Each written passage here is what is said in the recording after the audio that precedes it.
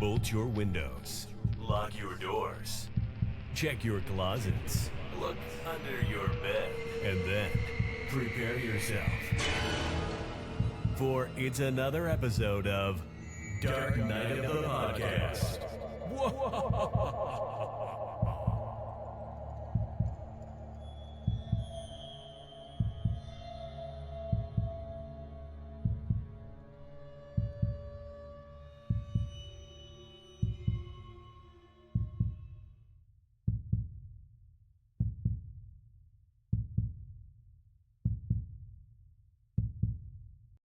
Dark Night of the Podcast, friends, family, lovers, dare I say.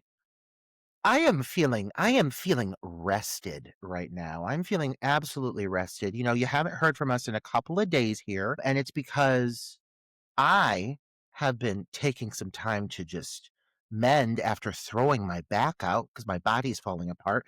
But Troy, being a woman of education, and Troy is in the midst of spring break, and Troy is treating herself to some personal time. And so we never want to make Troy record when he has the brief moment to go and travel or take some time for himself.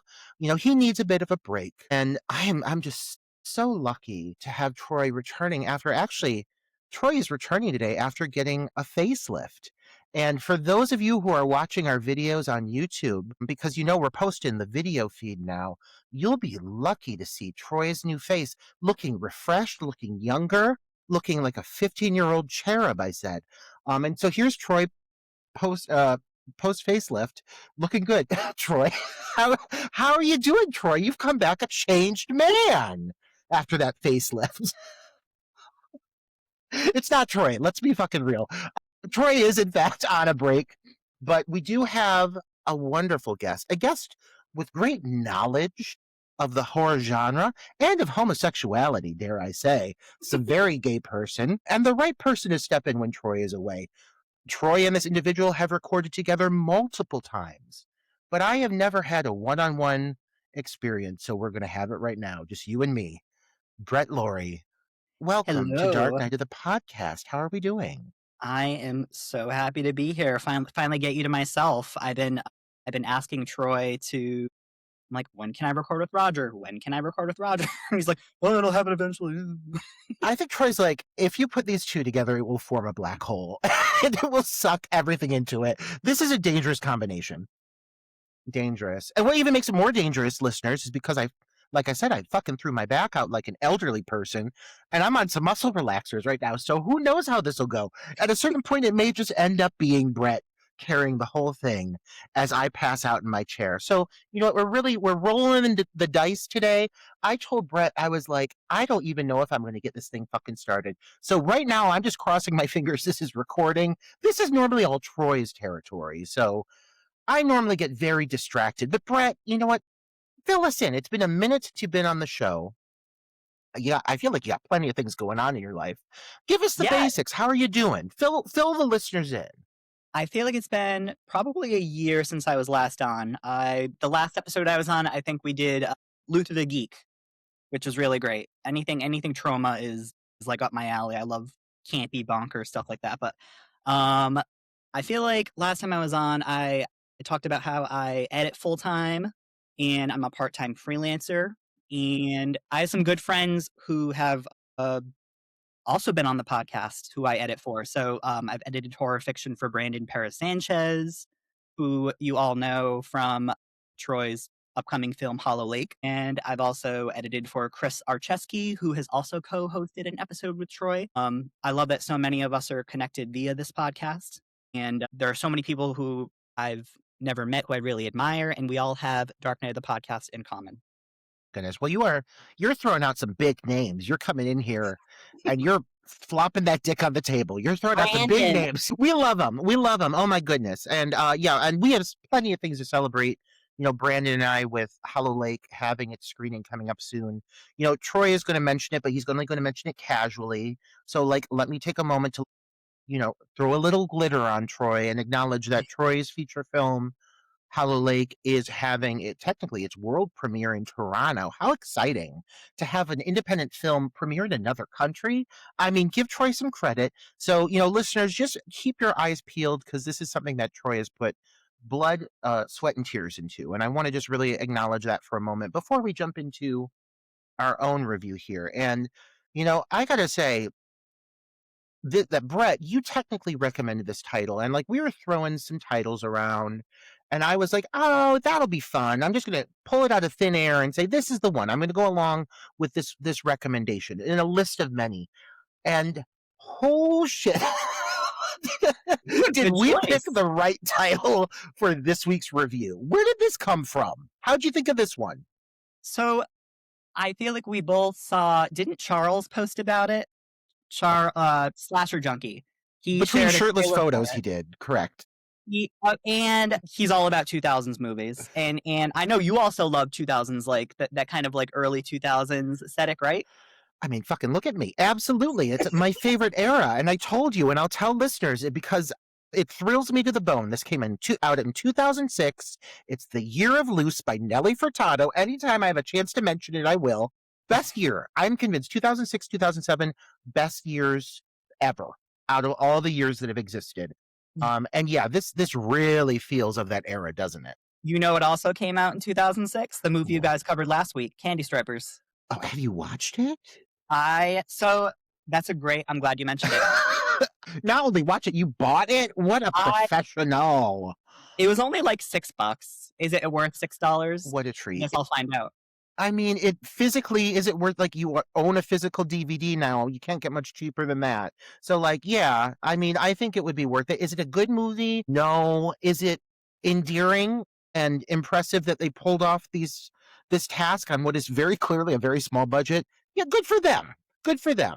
Featuring former Playboy playmates Deanna Brooks and Saria Tawan, Candy Stripers is a sexy, scary thrill ride. Oh, and boy, does it live up to it. And you'll know which ones are former playmates, I assure you. This was on the former, yeah.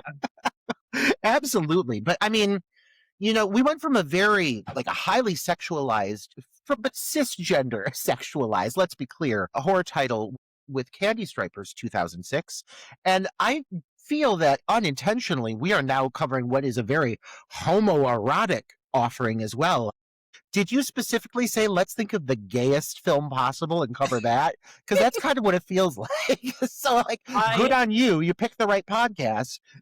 We're going to get into it, but there's definitely, it can be read in many ways, I think. But this is for the gays and gals. I mean, I gotta ask, what gay-ass homosexual man came up with this nonsense, truly? Like, I know that the director, Rennie Harlin, I think is his name, married to Gina Davis. But no, I am convinced this man is actually a gay man.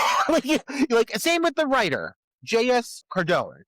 Same thing. Like, these are two men that wrote this script, but like, I cannot believe that the writer of this script, was not like a 16-year-old girl writing like fan fiction in her bedroom at night. Like, that's really how it reads. There are parts that have kind of like a Twilight vibe a little bit, like, because it's in that kind of era. So there is some there is definitely some teen melodrama going on. But yeah, no, I didn't look up a lot about the director, but I know he did Die Hard 2 and Cliffhanger.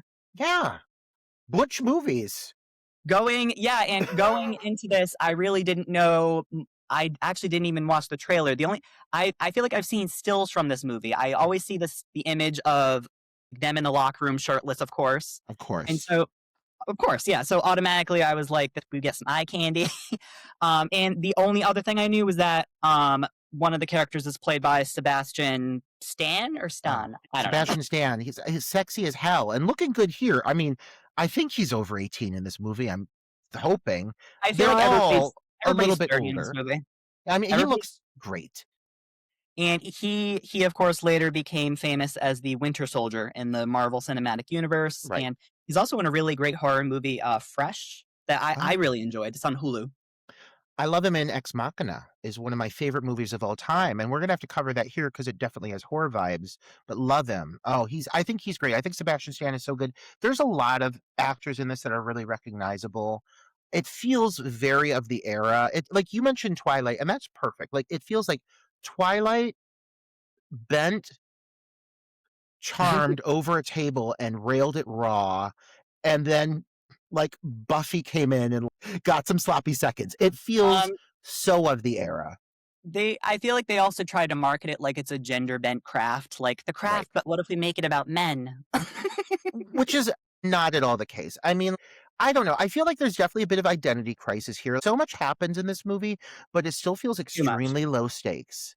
Maybe it's because they're just overloading it with story that the whole thing feels very low stakes. There's a lot of CGI in it, but like I wouldn't say it's the worst CGI of the era.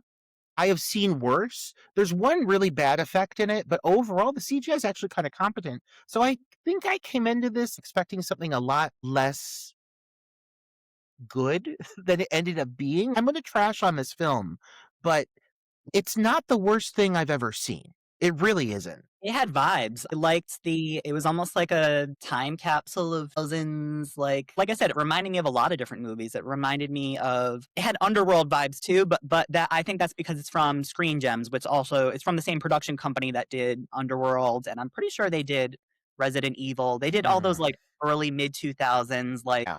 ultra sleek, everything's glossy and coated in blue, and Yes. like it's the same vibe.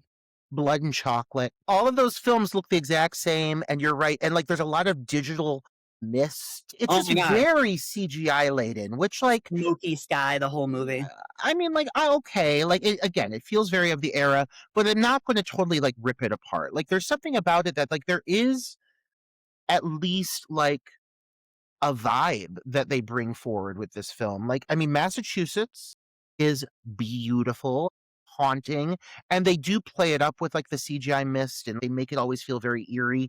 But I feel this film at least knows its identity and what it's trying to be, and it kind of plays with it. It's not totally void of style. So I want to give it some credit in that sense as well. Yes, it feels very of that era, but I wouldn't say anything about the wardrobe or how the characters are presented looks so dated that it makes it mockable. You get what I mean? Yeah. Everyone's wearing all black. Everyone looks kind of sleek. No one isn't wearing anything that looks mockable. So there's something about the film that strangely kind of holds up in a way. And I want to give it credit for that as well. Do you get what I'm saying? Yeah, I do feel at times it does have like a 2000s vibe, like the party at the beginning. Like I feel like some of the clothing, like the girl who I can't even remember her name. Like it still to me, and it for me it probably is because some of the actors, like you have that guy that plays Tyler, he was in Gossip Girl. So like you have a lot of 2000s actors that are in it, like actors who I feel like I've only seen them in stuff during that era. For So sure. although the we'll get into Kate, but Kate is played by Jessica Lucas, and Mhm. she was in Evil Dead 2013. So I was so happy to see her in this. Also in Cloverfield. Wow. Yeah, we've got some good horror credits. I have noted also Laura Ramsey, who plays Sarah, is in one of my personal favorites, The Ruins. She's also in No One Lives. Yeah. And then, of course, Chase Crawford, who we love as the Deep in The Boys, but he was in Haunting of Molly Hartley. So, like, it's not like this is totally void of recognizable personalities from the horror genre. There's actually some respectable credits here. The actors are fairly competent, though I don't feel the film gets their best performances. Taylor Kitsch, who is like, I wouldn't say he's the best actor I've ever seen in my life, but I've seen him do a lot better than what I see from him here. And I do realize there's a lot of moments that I felt like were ADR'd, were dubbed over. The audio just at times, their dialogue sounds kind of disconnected, and it makes the performances feel very flat. But Mhm. luckily, the two focal leads going into this, I would say the two focal leads are the strongest performances and kind of carry the film. And they're the characters of Caleb and Sarah. Even though they're forced to do absurd things over the course of this movie, the storyline is nonsense and makes absolutely no sense. And it also pulls you into the story acting like you understand what the hell they're talking about, which you do not. But they're forced to do some really absurd stuff. And they make it out of this looking still pretty good. I gotta say, for such a kind of cheesy, obviously geared for a certain teen fan base. I think this is very intended for like PG-13 fan base. For sure. Luckily, the two leads, especially, I think are pretty likable and have some good chemistry. What do you think on that? Yeah, no, they were very convincing as two people who really liked each other. I don't think there was ever a moment in the movie where I was like doubting, like, oh, I can't see them together. Yeah. Yeah. Well, I feel like it's time to kind of get into this, and we'll start from the beginning as we always do. Um, but yeah, anything you want to interject for our listeners before we get into 2006's The Covenant? I was really excited to see Jessica Lucas because I Evil Dead 2013 is like one of my favorites from that mid 2000s. Mhm. Well, I guess the 2010s. But anyways, I was happy to see her in it. But yeah, we can get right into it. As Troy would say, yeah, let's get right into it. Let's get into it, shall we? All right. 2006's The Covenant. And like, bitch, from the moment that kind of awful 2000s font hits the screen talking all about the power in capital letters and the book of damnation. Again, any of us know what it's ranting about whatsoever, all this nonsense. It's very obvious the era that we're diving into. It kind of smears the screen with this CGI overlay. But again, like I've seen this done before and done a lot worse. And I actually think this intro, as you start to get into the visuals of the Salem witch trials and all of these illustrations and everything, it's pretty competent. It looks kind of dated, but it's still fun. And I do think, with the score coming in and everything, you know exactly what you're getting into with it. They give you very familiar imagery and tropes from things that you will recognize, like yeah, like you were saying, like some witch trials, all that stuff. And yeah, they basically fill you in on in 1692, five powerful witch families from Ipswich, Massachusetts, they form a secret pact known as the Covenant. And to avoid persecution, they agree to keep their powers hidden and to regulate how magic is used. But one of the five families abuses their power, and so then the other four families unite to banish them, stripping them of their status, and then the story basically jumps to present day. And like, one thing I appreciate, though I think it might almost make it feel a little too rushed, which is crazy because the story is so bloated. But to start it off, that is the intro. It's not like there's a prologue sequence here or something that's kind of setting the groundwork. As soon as the movie itself begins, you are into it. And you see this group of boys standing on this fucking mountain cliff, looking down on a beach party, or no, it's a forest party below them. And they're like, should we get into it? Let's go. And they fucking jump off the cliff and they're flying down to the ground, landed in big dramatic fashion. And like you're like, whoa, okay, like it's not like Twilight where you have this character come into this situation and slowly things start to unfold. Like, no, you the viewer are smack dab in the middle of it. And I kind of like that it just like throws you right into the mix instead of setting up this big long prologue. You know what I mean? And that whole like scene where they jump off, that to me is very Lost Boys coded. Like one by one they jump off the edge of the cliff into the fog, and I feel like they legit copied and pasted the scene right out of the Lost Boys, because David, Michael, and everyone, when they're like hanging off of the bridge and they each drop below. I don't know, like, and when all four of them are like marching up to the party, four of them, that's like if you put it side by side with Lost Boys, it's the same thing. It's the Lost Boys, but with witches instead of vampires. And I honestly, like, one thing I'll say, Brett, is like, I thought for the longest time this film was about vampires. So what is it about witches? I was like, oh, okay. And like, whatever. But yeah, it's very interchangeable. Witches, vampires, telling the same story for the most part.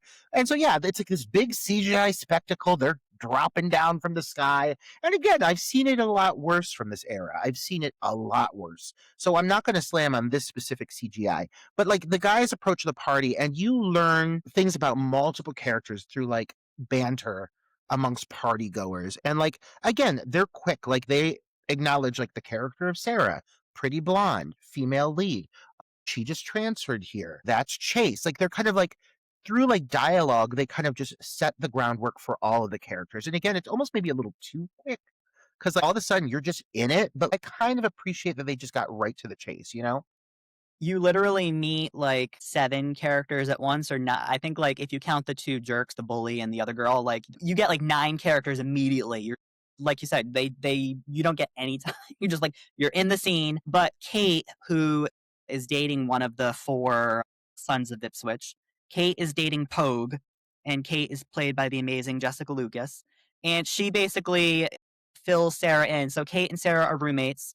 Kate basically fills Sarah in on like, yeah, who's who at at the academy, who's here at the party. She tells Sarah to stay away from a guy named Aaron, who's a school bully, who I feel like he has no purpose in this movie.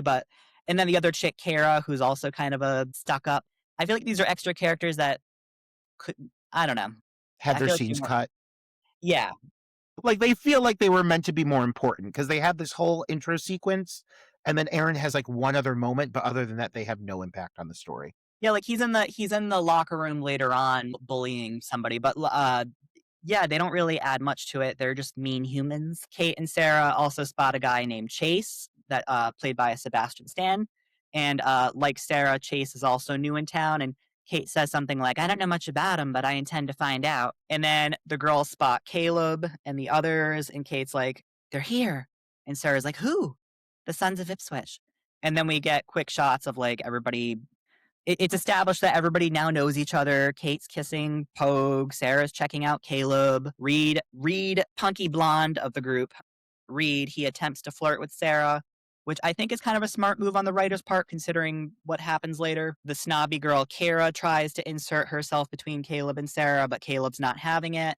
Aaron comes over. He's the, like I said, there's so many characters.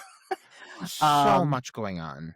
So much going on, and basically a fight breaks out, and this is where we first see Reed's the blonde. He uses his, I don't know what you would call it, his warlock abilities. His eyes turn golden and then pure black, and he makes one of the guys behind Aaron puke on him, right? Yeah. And so this like basically causes yeah, like a fight is almost breaking out, and then I think the DJ or whoever yells over the speakers that cops are on the way, so everyone scatters. Yeah, it's a lot. A lot is happening really fast, and, I mean, I just wanna acknowledge, like, the Sons of Ipswich in general, like, that's rather dramatic for a bunch of high schoolers. These are high school boys, and they're known as the Sons of Ipswich, and I'd be like, "Fuck off. I'm not Like, calling anybody the Sons of anything, the Sons of Ipswich. You can go fuck yourself with that nonsense." But you're a yeah, okay. gang. Very gang, very dramatic. And so, like, there's 4 central guys in this coven, whatever the fuck it is. You got Caleb, who's the lead with his puffy full lips. Oh my god, those lips. Oh, those lips. Woo! Oh my, nibble on those lips. You've got Pogue, Tyler Kitsch, who's always without sleeves. Then you have Basically Caleb's right-hand man. Like, yeah. He's like the secondary of the group. And then you have Reed, who like serves a purpose up to a certain point, and then I feel his like storyline that they were developing is completely just like tossed aside. I feel like the second half of the movie, Reed's character development just hits a wall, which is a bummer because it's a very interesting angle. And then you've got fucking Tyler, who does nothing. Like Tyler doesn't do anything the whole film. yeah, there's not a lot to say about this guy. He was in Gossip Girl, but yeah, they don't give him really anything to do. This, I was just talking about the two jerky characters. They could have been cut, but I feel like if you literally remove Tyler from the plot, I don't think anything would have changed. He literally doesn't have a single moment where he does something or comes up with an idea or interjects in any way that is at all impactful on the plot. He's always just a follower in the pack. I think it's because they knew they had to have overall 5 to make the lore kind of make sense and feel somewhat like rooted in actual mythology. They need 4 But he's descendants of wasted. the 4 families. Yeah. Yep. Exactly, yeah. So it's a very wasted character. And also let's talk about the magic. So when their eyes glow gold, they're utilizing their powers. There is a power that exists here. It's very vague.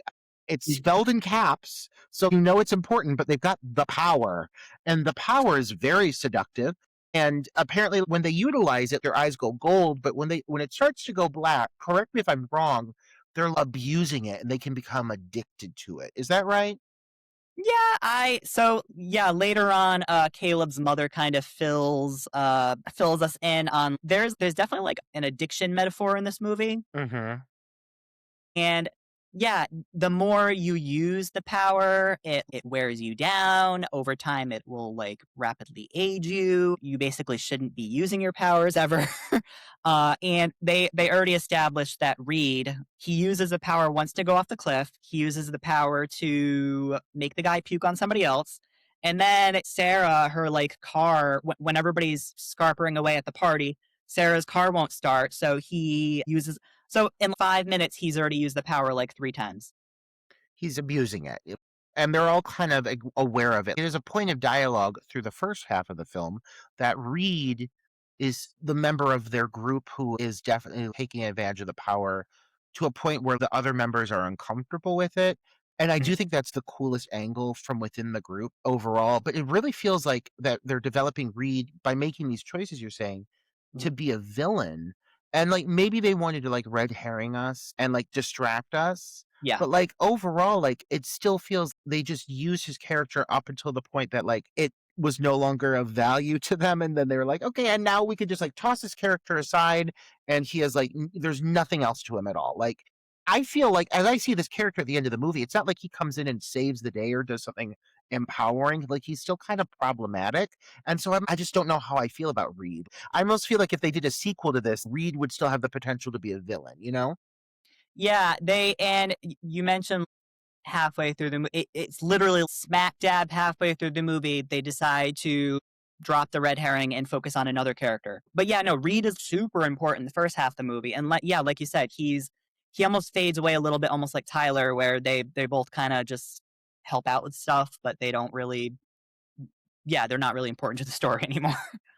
So the cops are approaching and the crowd is like taking off into the woods. You mentioned he uses the power to jump Sarah's car, and it all leads into this big moment, this big cop chase sequence, which I would say, this is meant to be the wow factor scene. You're opening and they're trying to open with a bang. And honestly, the scene for the most part is actually pretty well constructed. It's very CGI heavy. These cars are driving through mist. All of a sudden, they're coming up on a cliff, and the cops are like, "Oh, they're gonna go over the edge of the cliff."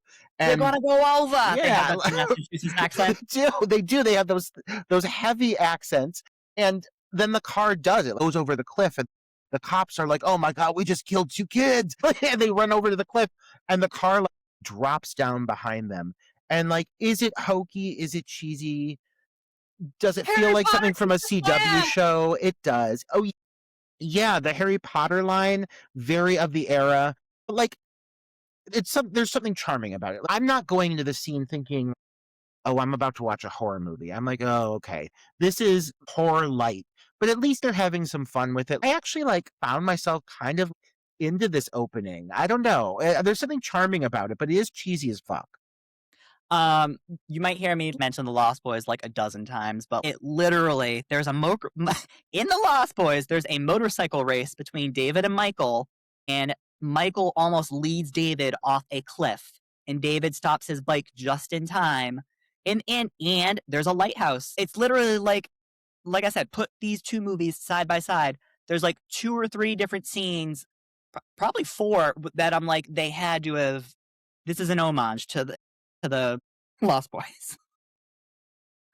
I think that that had to be part of the game plan with this. I feel like it has the DNA of a lot of these films that we've mentioned. Like you mentioned The Craft, this is very much an attempt at The Craft, but with boys, but still for Yeah. girls. It feels like very much like it's done from a feminine perspective, which is weird because, like, again, the director, the writer, and the focal cast are all males. So it's shocking that it came out feeling so girl coded, but it is. And even these big moments, there's some startles and stuff, but there's no blood in this. There's no gore. You get some cheesy fucking digital effects of guys with their faces kind of melting, but, like, other than that, I wouldn't be able to categorize this as a full-on, like, horror movie, you know?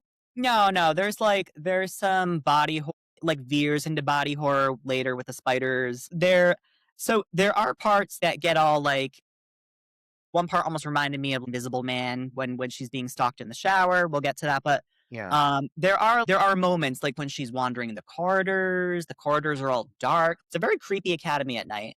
It is. It is. And I love that aesthetic. I'll say that. Like, there are scenes where that really works for it. You're mentioning the digital spiders, and I just want to say, I will slam on some of the digital effects in this film, but we have seen digital spiders attempted. We have seen digital ants attempted. And I gotta say, it's clearly digital, but truly, this digital spiders that we see in this film are among some of the best. It's like they're If very understated and simple design. Yeah. very simple. They're always bathed in shadow. But like think of like the ants in like Green Inferno. Or like think of urban legend Bloody Mary. Some of the worst spiders that I've ever seen. Digital spiders. This is like you said, it's really simple, it's really clean, and there are times where there's a lot of them and they surprisingly pull it off. So I do want to give them some credit because this moment here when Sebastian Stan, when Chase pulls the spider off of Kate's shoulder, it's significant. There's some importance with that. And I like that they bring that back in. I agree. I was like trying to think because later in the film, when you learn certain things, I'm like, was there ever a point earlier in the movie where they hint about? I don't want to give it away, but like, is there is there ever a point where they kind of hint about who is doing certain things? And yeah, I guess they do. I guess there's one moment where, and you mentioned it. Caleb gets home and he finds his mother and she's drunk on the couch. And this is another character who is only there really when you need her, but I'm intrigued. I want to know more about this broad. This Just dame. yeah, this gal just laying here. She's a lush. She's wasted on the couch, and I'm like, tell me more. And then she's gone for the whole fucking film until she has to come back in at the ending, and she's a completely different character. I was like, no, I want this woman boozy, and I want her wasted all the time, and I want to know more about it. But yeah, so you find out through this dialogue that Caleb is going to be turning 18 this week. Thank God, because he's very much portrayed in a way that you're meant to lust for him. But he's They're turning all 18. like 30. Yeah. And they all, yeah, they look like 35-year-old men. They look great, but I don't buy that any of them are turning 18. Uh-huh. But so she gives this like big exasperated monologue about the lure of the boy's powers surfaced at 13 and it will take full form when they ascend. And you keep hearing about ascending. And I still really like to this day, after watching this film multiple times, I can't tell you what the fuck it really is. Like, what is the ascension or the ascending? What does it consist Is of? it like their version of puberty? Like, it's you fully.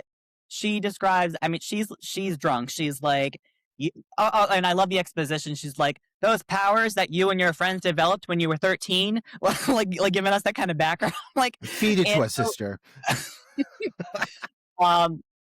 she's. I do wish we got more of her. She's a great actress. She was in the. I think she was in. Can't remember what else she was in the Santa Claus trilogy with Tim Allen. Well, she's the mother in that. Anyways, wow. yeah. So she basically emphasizes that once they turn 18, their powers will be like 1,000 times stronger than what they are currently. Yeah, no, she alludes that something has happened to Caleb's father.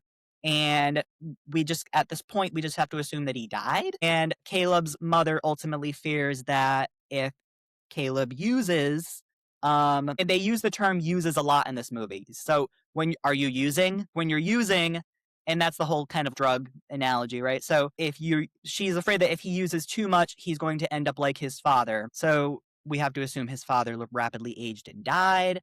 That's all we know at this point about the dad.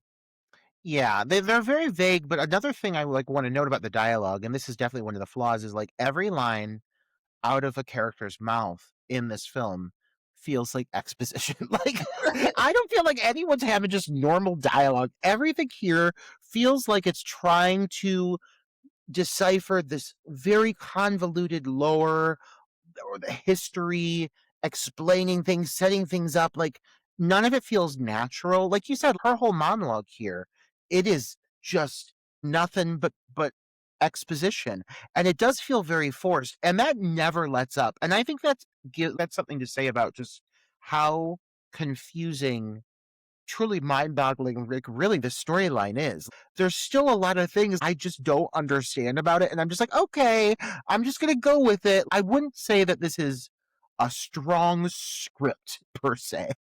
The part that confused me the most was later on when they meet in their like secret lair. We'll get to it, but like, yeah, they go into a lot of background historical detail that I'm like, I don't care about this. Develop your characters. Develop your characters. Give me a subplot. I don't know. Give me something. Yeah, it's strange. It's real weird. And you mentioned already that I think we both did that. I feel like some of this can almost be forgiven just because visually it's just fun.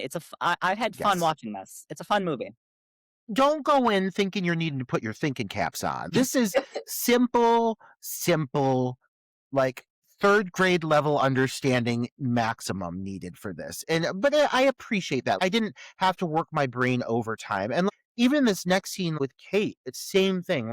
Kate and Sarah are talking and they're just talking about the descendants of Ipswich being descendants of witches from hundreds of years prior and suggesting Sarah should consider dating Caleb. And then when Sarah questions the fifth member of the coven, because of course she does, Kate says that the bloodline was rumored to have been killed off during the Salem witch trials. So it's very set up. There is a fifth member of the group that would complete this group, but they are not aware of this person existing at this point. So they're very much setting the groundwork of what's to come here, but it's all very just basic dialogue to get to the point and nothing more, and it feels very unnatural. I do like that everybody kind of knows somewhat that there's a history with these boys and Yeah. their ancestors, and so they know that much. They don't know anything about the magic. They think that the magic was just a. I think Kate even says later, "Oh yeah, that's all." Pogue told me that's all bullshit or whatever. But Right. so yeah, no, everybody knows kind of like the historical context of what's going on. Kate. I feel like this isn't what the average college girl will be wearing to sleep.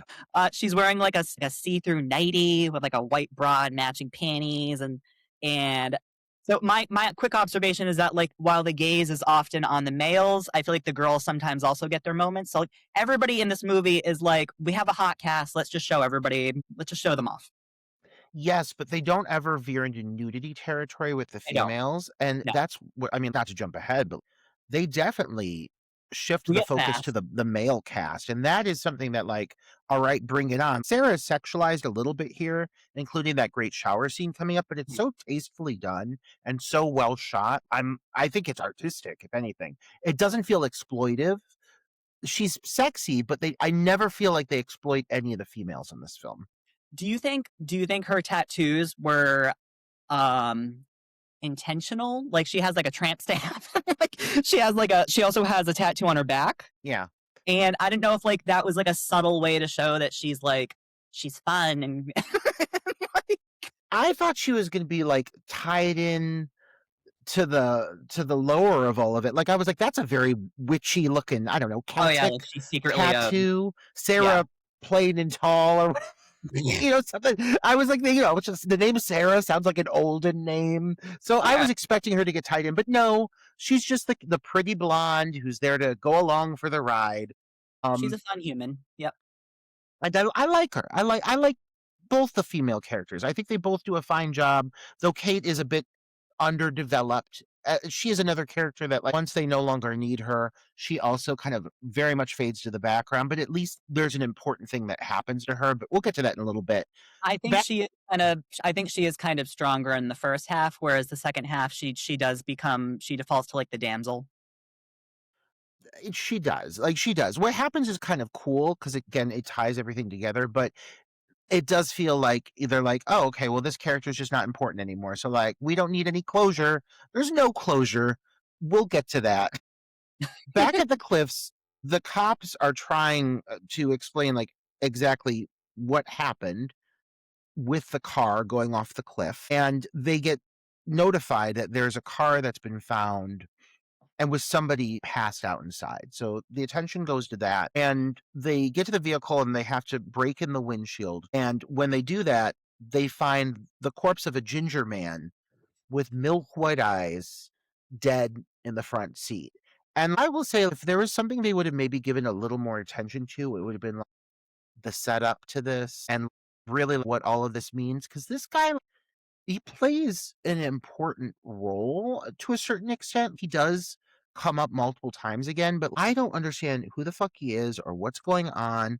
I think that they could have given us more of a sequence of what happened to him to really explain this better and probably cut out some of the ongoing dialogue about the same shit that we keep hearing over and over. I would have liked to have seen this because, like, we don't get any introduction to this guy, right? He's not at the party at all, is he? No, we do get an explanation way later in the movie that he was driving to the party. He was driving somebody to the party. But I feel like they could have showed that as an opening scene. Yeah. We wouldn't need to necessarily know who's in the back seat, but it could have been like a shadowy figure or a person who's gonna kill this guy. They could have, yeah, they probably could have shown it or They given could us have any, absolutely shown it. yeah. It Um, feels it feels almost sloppy that they didn't give us some kind of setup or at least introduce the character to just be like random guy dead in the seat and he keeps coming back up and not have any connection to this character at all. Feels like almost feels like we missed a plot point, to be honest. Yeah, it's and I get it. We need to like raise the stakes by having a dead student from the party, and like it's funny. This is the second movie in a row because I think Candy Stripers also had like foggy eyes, but I mean that was different though because the Mhm. character was blind. Yeah. But here would the students' eyes be foggy like that, or like I don't really know the rules about death. I think that's to imply something magical happened to Okay, him. I I guess. mean, Yeah, but again, I think that would have made a lot of sense to have shown this. I mean, even if this is horror light, it's still supposed to get a reaction out of you. And to not take advantage of the setup I think is a missed opportunity. I was almost expecting, honestly, Brett, I was thinking that this is going to be an ongoing trend, that other students would start turning up dead and they would all serve the kind of same purpose that we learn, that this guy ends up coming back. You basically see apparitions of him. But I was like, oh, like this is going to raise the stakes. People are going to start dying across this campus. That's not the case. This guy just dies and you see him in some visions, but really we only it's ever know him as dead.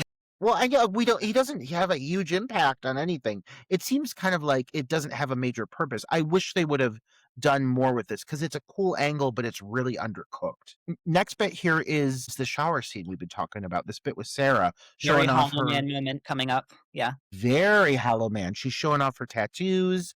I really thought those were going to be symbolic of something because they're prominent. They really make it a point to show both of them. But yeah, I mean, the scene is very tastefully shot, and I actually think it's really beautiful. I think anything that's filmed in this really cool dorm setup is striking, and it's way nicer than any dorm I've ever fucking seen. They've got like marble Those tinted tile. the dorms themselves have those tinted windows. I'm like, I would almost be scared to to have a room like that where you see somebody's hand just I mean, I don't know.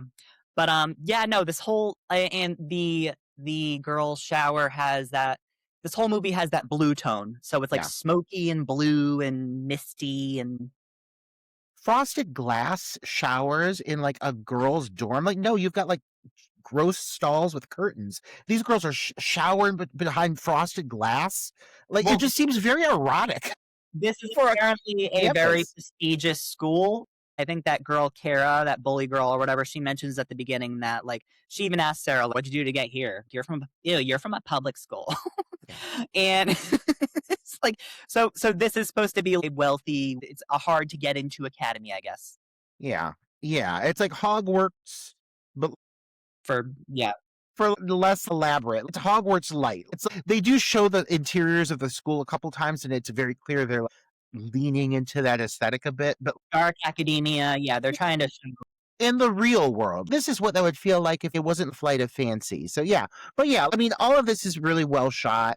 She's got this whole bit here where she finds a broken bulb, and there's this eerie, misty presence floating around her. And this is another effect that I have seen this done way worse. They pull this kind of mist entity off actually pretty well. And I think in a sense of kind of building suspense overall, this whole shower sequence and the whole lead up and reveal to what's going on is actually probably one of the more effective bits in the film. It's really cool. I wish we saw more of this misty entity, and they just pace it really well. And the whole reveal with it being Reed is also really saying the groundwork for, like, again, thinking this guy's a fucking creep. What is he doing here, prowling over here? I think there's a lot of storyline that they could have chewed on more with this later on in the film. But this whole sequence I actually thought was rather competent and really well, like, constructed. What do you think? It is very horror adjacent. Like it's yeah, no, there's a moment where she approaches the bathroom stalls and kneels down, kind of like a Scream moment or a Scream 3 moment where we're wondering if feet are going to step down from the toilets, nothing. And then she notices that one of the lights has crashed to the floor. And I'm not sure why she goes to pick up the glass, but she's examining it like it's going to give her clues. And then, but I think it's more so that they can have that moment coming up where, yeah, you're saying behind her through the steam, there's this like transparent, misty figure. And there's just enough for us to see an outline. We don't know who it is. The figure touches her back and she jumps, which is a very valid reaction. And then, yes, she rushes back to the dorms. And like you said, that's when she runs into Reed. And I have a note here, a very moist Sarah is startled by Reed, and she unleashes quite a scream, and that's another thing is this film becomes way more of like almost like I don't want to say an action film, but there's a lot of battling and Yeah. everything. And I was like, at this point, I was still in horror mentality, and this girl unleashes this scream. I was like, yeah, bitch can scream. I was like, good. And I don't think she ever screams again in the film, so that's like a waste. But at least you've got this kind of cool moment setting up here where it very much is painting Reed to be an antagonistic figure. And if that was their goal, at least this moment like does a really good job of like just making him feel creepy. He's doing that like kind of weird thing with his fingers. He just plays it really well. Um and yeah, so I don't know. I really enjoyed this moment. It's just such an underutilized subplot once you get to a certain point. Like you're really thinking that they're going to do something with all of this with Reed, and then they kind of just drop the ball, and it's a bummer because I think that he would have been really good taking on even more of again an antagonistic role in this film, you know? I don't think I like she is very trusting. I don't know if I would have followed him to the bathrooms again, Right. but he goes with him and he doesn't even look for like a half a second. He's like, "Yeah, don't see anyone." Well, he's a warlock or a witch or whatever the He, fuck he is. If anyone should be like, I believe you, it should be this I guy. guess, yeah, You know, right. like fuck off, Reed. You're an asshole. He is very of the four Ipswich boys. They paint him out to be the most cocky, competitive. He's always yeah, no, him and Caleb are always butting heads. Yeah. But I mean, no, so he helps Sarah and then he just disappears again. Yeah. Yeah. I really think that his character would have been ripe for like a like anti-hero moment at the end of the film where he stepped in and did something almost like sacrifice himself. If you're going to develop this kind of an angle at the first half of this film, give it a payoff, you know? And or if he would have stepped in and like saved Caleb's life, something like that, it would have made it all feel really satisfying. So it's disappointing they don't do something with it because there was the potential to do something really cool. We've got this moment now, so we've got Caleb driving his little fucking hot rod, and he's on the phone and he's just confirming his suspicions about Reed. We get more nonsense about him fucking ascending, whatever the fuck that is, and abusing powers out of spite. And this comes up to probably one of the moments I remember more than any from the promotional material where we're treated like this very over the top vision of the ginger, the dead ginger, whom is still unnamed, I believe. Maybe they named him, I can't recall. Caleb just looks over and the ginger's there, and you're like, whoa, ginger. And then he does that whole thing where his like face turns to wax, and I'm like, what? And then he like disappears in a swirl of early 2000s digital effects. And it's shocking, like not in a good way. It's like, what the fuck? What just happened?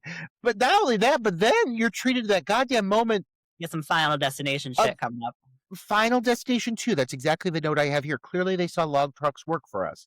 But like the car collides with that fucking log truck, that poor man driving that log truck, who has no idea what's going on, has no Oh, he idea what didn't need to. ascending means. Yeah. And the car just magically like Disassemble. disassembles. It's a perfect word. Disassembles into a million tiny pieces, and I'm pretty sure that Caleb turns into a ball of light, and then the car reassembles after the truck is passed, and it's just baffling. It's very confusing, and I am so thrown off by the scene, but I remember it so clearly from the early promotional material, and that I really think that is the vibe that they were pushing for this film. But I think this scene feels out of nowhere.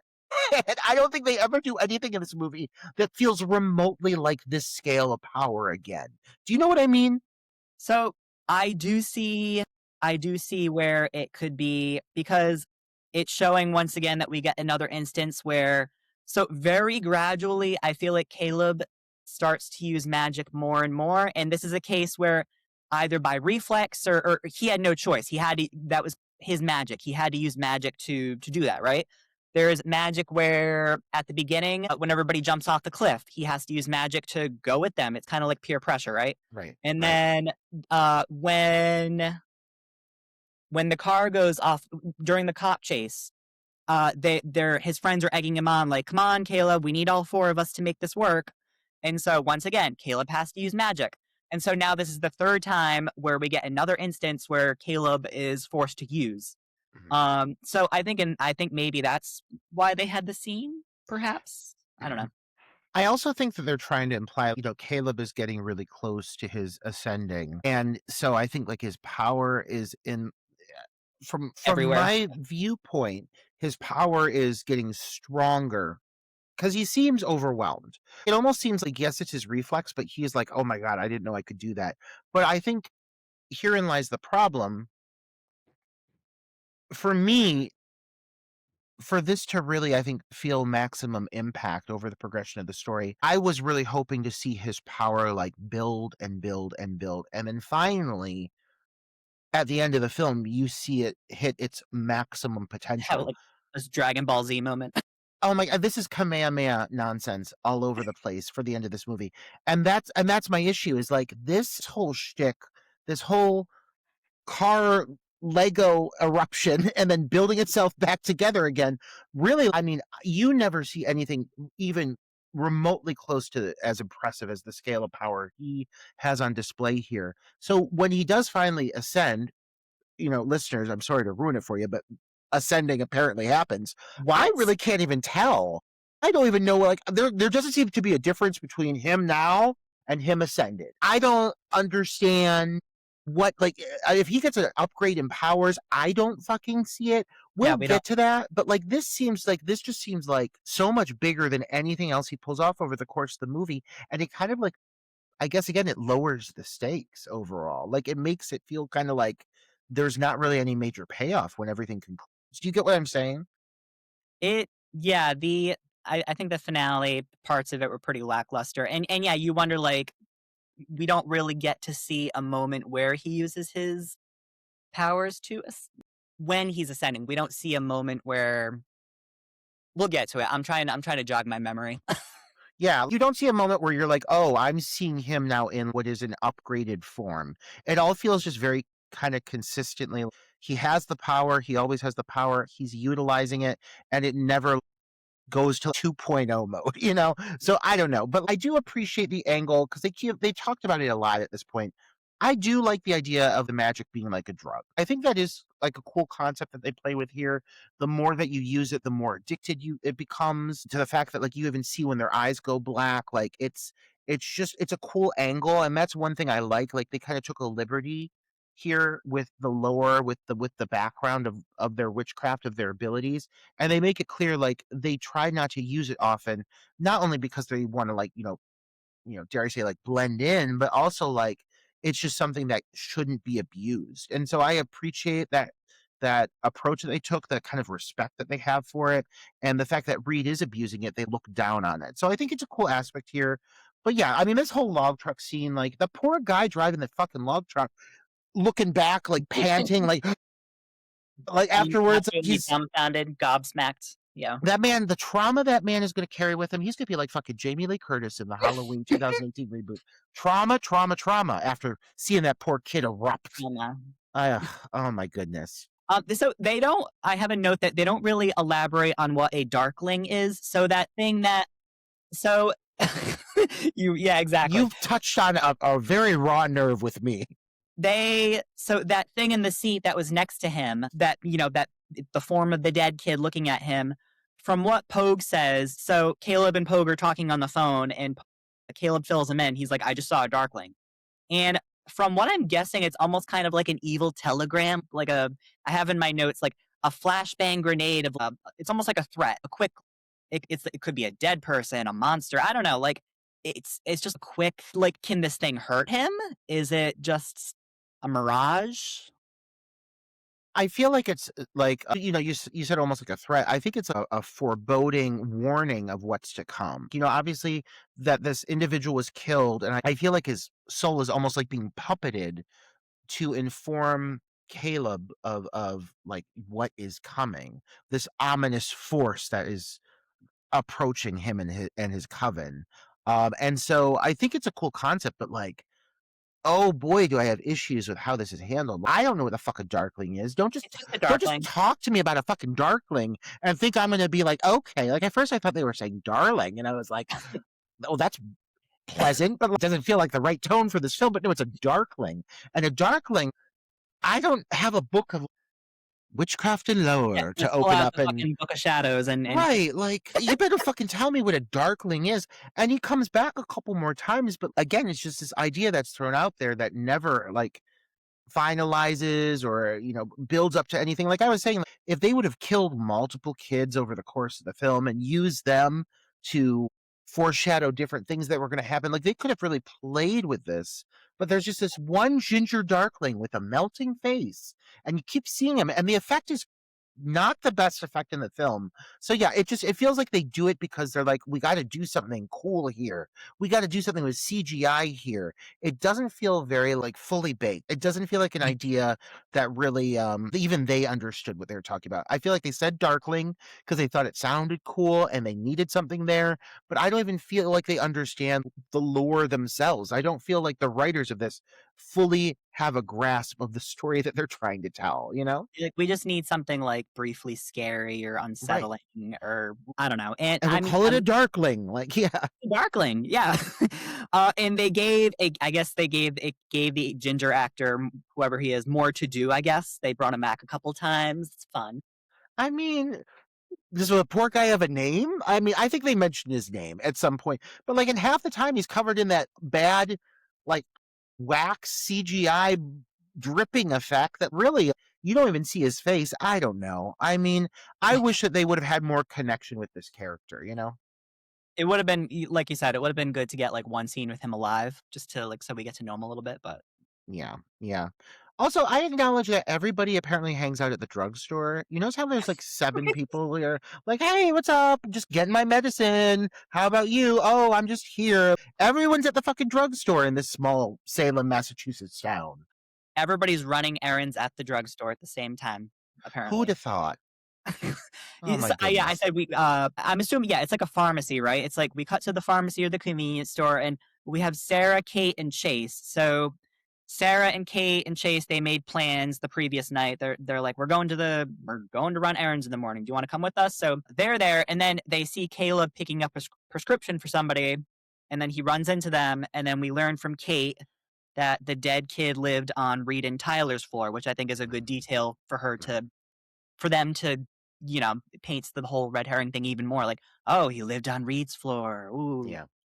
Um, the gang splits up, so Kate and Chase go to see a movie, and then that leaves Caleb and Sarah alone since the party. So then we get a montage of them like on the road, driving through a scenic forest, and it's like the only light carefree moment in the movie. um, they drive past a place that will become important later. It's called the Old Putnam Barn, and it's apparently a place where the old Ipswich colony gathered. It's supposed to be on their land. Then once again, Sarah's very trusting. This is like the third guy where it's like he drives her in very dark woods, and they stop in the middle of nowhere in front of a creepy house. So when I say third guy, so we have earlier in the movie, like at the beginning, we have Sarah giving Chase, this random guy, a ride home back to the academy. And then we have her following Reed to the bathroom. And then we have her hair in the dark woods with this guy. I don't know. She's um Let alone where he's fucking taking her. If I were her, I'd be like, get me the fuck out of here. This ominous looking house from like 300 years ago that's dilapidated and guys are firing guns out windows. Like, I would be like, get me out of here. And like, who, also from Caleb's angle, who takes a girl that they have just met to their aged family ancestral home? And it just seems like it seems like something you don't do until like, I don't know, the 10th date. This just seems very out of nowhere to just bring her there. I mean, Um, He does say later, "You're the first girl that I ever took there." That's not enough. I need more explanation why you think it's appropriate to bring her here. Yeah, I will say, Massachusetts, again, beautiful. I like seeing the scenery. I do feel like at this point, this film is kind of a sequel to The Crucible because everybody is goody strong, or, all these Goody Pope or good, Goody yeah, Pope. yeah, All Goody. these people I feel are characters in The Crucible, and someone who's just like, I'm just going to take the names from this and I'm going to use them, and they're just going to apply here. But though maybe perhaps those are actually historically accurate names, I'm sure they are. But it feels very much, none of this feels at all fully thought out. And when they do throw certain things out there, they're like, oh, we're throwing out all these things that like people are going to recognize. That sounds very witch adjacent, It just Goody feels is like a very very simple. yeah, Yeah. Goody is a very witch trials sounding name. Yeah. Yeah. So Caleb explains that it's his family's first colony house. And once again, I was like, if I was Sarah, I would be like, why are we here? Why are you bringing me here? Yeah. She is smart. She ducks when she hears the gunshot. She's like, oh shit, what the hell is happening? And Caleb's like, don't shoot. And he explains that it's their caretaker Gorman. And that's like the perfect caretaker name. Oh yes, Gorman. He's But who the fuck is Gorman? Also, like, I thought I'd get more backstory on this guy, and you no, don't learn anything about this guy. he has like 2 lines. I mean, Maybe. who is he? What does he know? They're He's witches? just like the Darkling, who are we to question this lore? A viewer of the film who wants answers. Like, if you're gonna introduce fucking Gorman and his shotgun, then at least give me a little more idea why the guy's here. Not explored at all. Yeah, is he like indebted to the family? Is he Right? Is he like almost like a familiar? what's the name of vampire? Like a vampire has like a Oh, a daylight servant or whatever. Yeah. right. Like they made that whole goddamn movie about it with Nick Cage. Like I thought, like, yeah, is he like you said, indebted to them? Like, why is he here? Is he a member of the family? Very loose, not explored. And then you see that man's pickled hand. You see like a very elderly, moist hand. It looks very pickled. Yeah, and you're like, this is mysterious. And that's all you get. I mean, really, they keep it loose. So yeah, we don't know so Caleb goes to drop off the prescription. We don't get any elaboration on. I'm assuming that the prescription he picked up at the pharmacy is for this whoever's sitting in the chair. And at this point in the movie, we don't know who's in the chair. We just see this wrinkled hand, this gnarled hand, just like resting on the armrest, and that's it. Caleb goes back to the car, and she's like, so now what? And he's like, let's go to, so what's that place called? Let's go to Nikki's. Nikki's. They're going to Nikki's. The whole gang's there. And I can't understand, like, I mean, half these people are, first of all, under 21. So this is a place where I guess anyone can hang out, but part of it feels like a rowdy bar. Part of it's a dance club. I mean, I thought there was going to be a goddamn dance montage for a moment. It looks fun. I mean, we do get a dance montage. We get freaking Dirty Dancing Havana Nights. Oh, I fucking love Havana Nights. You're opening up a can of worms saying that. With a Maya cameo. Oh my goodness, sign me up.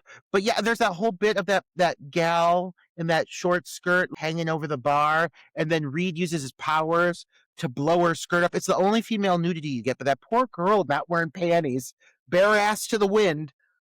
The line though, the line that Pogue says, I was like, oh my god.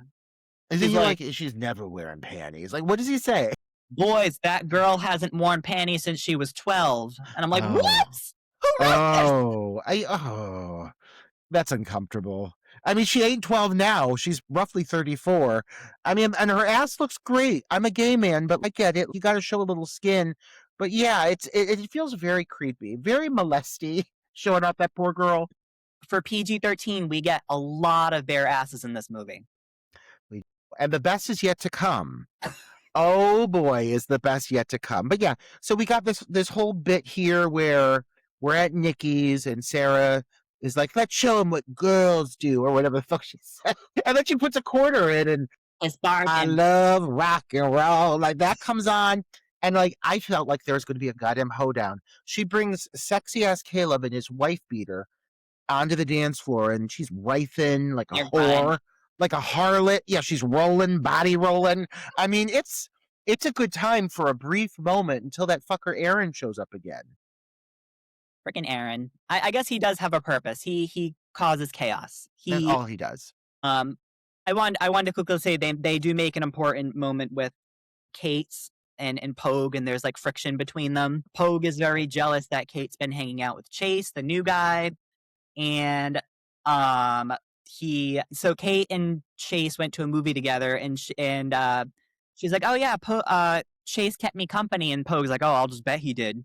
And so that immediately starts to throw off the whole vibe in the bar, and yeah, no, and then we already went over. Pogue orders a drink at the bar, meets up with Reed and Tyler. They do that thing with the girl where I was like, oh my god. And then we do get a moment right before the dance where we get Chase and Caleb finally having a moment together where they're talking, and Chase is asking about their friend group, and Caleb tells him, our families were real close. We grew up together. We're kind of like brothers. And Chase says, oh, that must have been nice. And then we get a little like foreshadowing that there's going to be a whole swimming thing because Poe comes over, joins the game, and we learn that both Chase and Caleb have swimming in common. Chase prides himself in being like a champion winner at his school.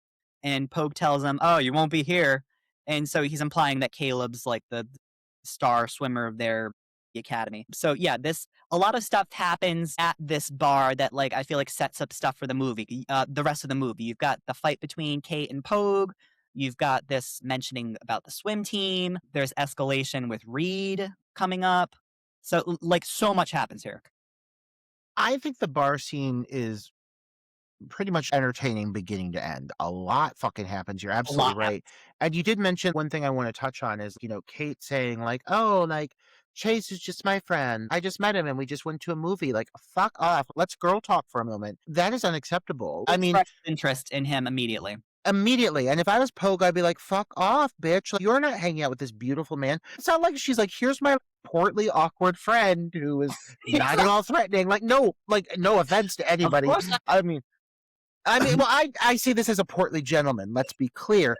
But this is like Sebastian Stan, and he is cute as a fucking button in this film. Like, he is so handsome. Everyone's an Abercrombie model in this. Yeah. Everyone's fucking beautiful. And so you bring him over and you're going to be fucking seeing movies with this dude? Absolutely not. I'm putting him in his place. I'm putting you in your place. Not again, says Taylor Kitsch. And so, yeah, there's this tension that starts to develop, but they're playing Chase very, very safe. Like, there's a couple little lines, like you mentioned the brother line, couple little things that in retrospect you look back and you're like, okay, I guess they kind of set the groundwork for what his character is going to become. But right now he's just likable and handsome and smiling and first half. Yeah, like there's really not much more to him. He feels very secondary for now. And this does lead up to a big moment here where they go outside. A fight breaks out between Aaron and Reed that kind of breaks up the moment. And what happens with Reed here, I was really just thinking where this was going. And again, I keep bringing up my frustrations because right now they are really establishing what appears to be like a cool layered tension between the group that's disrupting the group from inside. And I was like, there's so much they can do with this. And this whole big moment where you finally start to see Caleb put his powers on display. I felt like you're finally starting to get a taste of what these fuckers can do. And he's throwing him around, he throws Reed into that strategically placed pallet of beer bottles. And like, it just seems like so finally aggressive. Like you're getting some aggression from Caleb and dominance, like it's clear he's more powerful than the others, but it just feels like, and looking back on it and how the film concludes, this really feels like a very wasted moment. Like this doesn't build to anything further. It doesn't go anywhere. And that's so disappointing because it's probably one of my favorite moments in the film is this whole moment between these two friends who are starting to really butt heads, Yeah, and this is another moment too where like I feel like Reed is kind of like trying to get a rise out of Caleb, and once again Caleb has to use his powers. So it's another case too where so they're both using power against each other. They're using like the equivalent of like Jedi Force, like but gayer, but much gayer. Yeah. the big bear who owns the bar, Nikki, he comes out with a bat. He's like, keep it out here. That's Nikki? You're telling me that's fucking Nikki? I guess that would be Nikki, big old bear. But I was like, Nikki? You're gonna name that guy Nikki? I don't know. They eat a dress that they eat. They're like, okay, Nikki, sorry. Yeah. Yeah, Caleb calls Reed out on being reckless and overusing. This is an ongoing thing in a lot of, even in the show Charmed. We can't risk exposing ourselves. We can't use in public. We can't, we have to hide. We have to stay small. We have to, Yeah. And so, yeah, there's a pissing contest where they're levitating objects and hurling them. And Caleb really starts to, like I said, very gradually, he starts to really get juiced up by the power, and the others have to hold him back. And yeah, I think this is a good moment because it shows that he's not as restrained as we think. Early in the movie, we saw him use his powers multiple times. I was mentioning this mainly from pressure by the others, but here he's starting to really, like you were saying, show what he's capable of, and he's slowly getting consumed by it. Yeah, and you've been mentioning the Lost Boys parallels, which very much exist, but when it comes to the actual powers themselves, it is Charmed all over the place, especially once they start blasting these clear, I don't know, sonic booms. I don't fucking know what they are, but like it looks transparent so, ball. yeah. It's manifested energy or something, but it looks so charmed. So the storyline very much has that Lost Boys DNA, but everything to do with the actual magic itself, down to the book and everything, does feel very much like a male version of Charm. They have their own Book of Shadows, basically. Yeah. Yeah, it's dead on the same thing, and it down to the powers. They're just, instead of getting TV level graphics for the time, you're getting slightly elevated graphics. But this whole bit of them throwing the objects around and everything, it almost kind of feels like something you would get from one of the early X-Men films. When they're levitating the beer kegs and throwing them at each other. It looks good. It looks a bit dated, but it's still, the CGI is pretty solid. But it's the fight sequences here are significantly less horror, much more fantastical, again, comic book superhero kind of battles that we're seeing. For sure. Yeah. Caleb and Sarah, they share a moment in the car, and it does lead to a kiss. It's that big dramatic moment with the rain pouring down around them. And when these two actors are opposite each other, I would definitely say is probably the stronger scenes in the film. Their chemistry, again, is really pretty palpable, and yeah, they're just not bad. In these normal scenes and these little dialogue moments, it really is some of the best chemistry overall between the cast. And it's just a very pretty moment. But once again, you get Caleb talking about fucking ascending and all this goddamn nonsense. And it's hard to take it seriously, because at this point they keep talking about it, but tell me what it is. Tell me what ascending is. And I don't think they ever fully explain it, do they? You couldn't give me an explanation of what ascending is, could you? So I feel like most of it we learned from the mom, and I feel like all we know is that is when your powers grow, or other than the whole power growth. Is that what ascending is? You just... But let me ask you, something very key happens in order for Caleb to properly ascend later. And it's a specific development, but it seems kind of out of left field. And I don't know if that's even required. I don't know. We'll get to it later.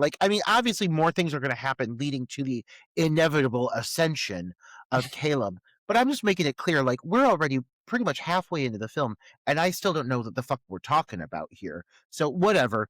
We get this whole moment. There's another digital spider crawling across a sleeping Sarah. It causes her to wake up. It crawls all across her. It looks really good.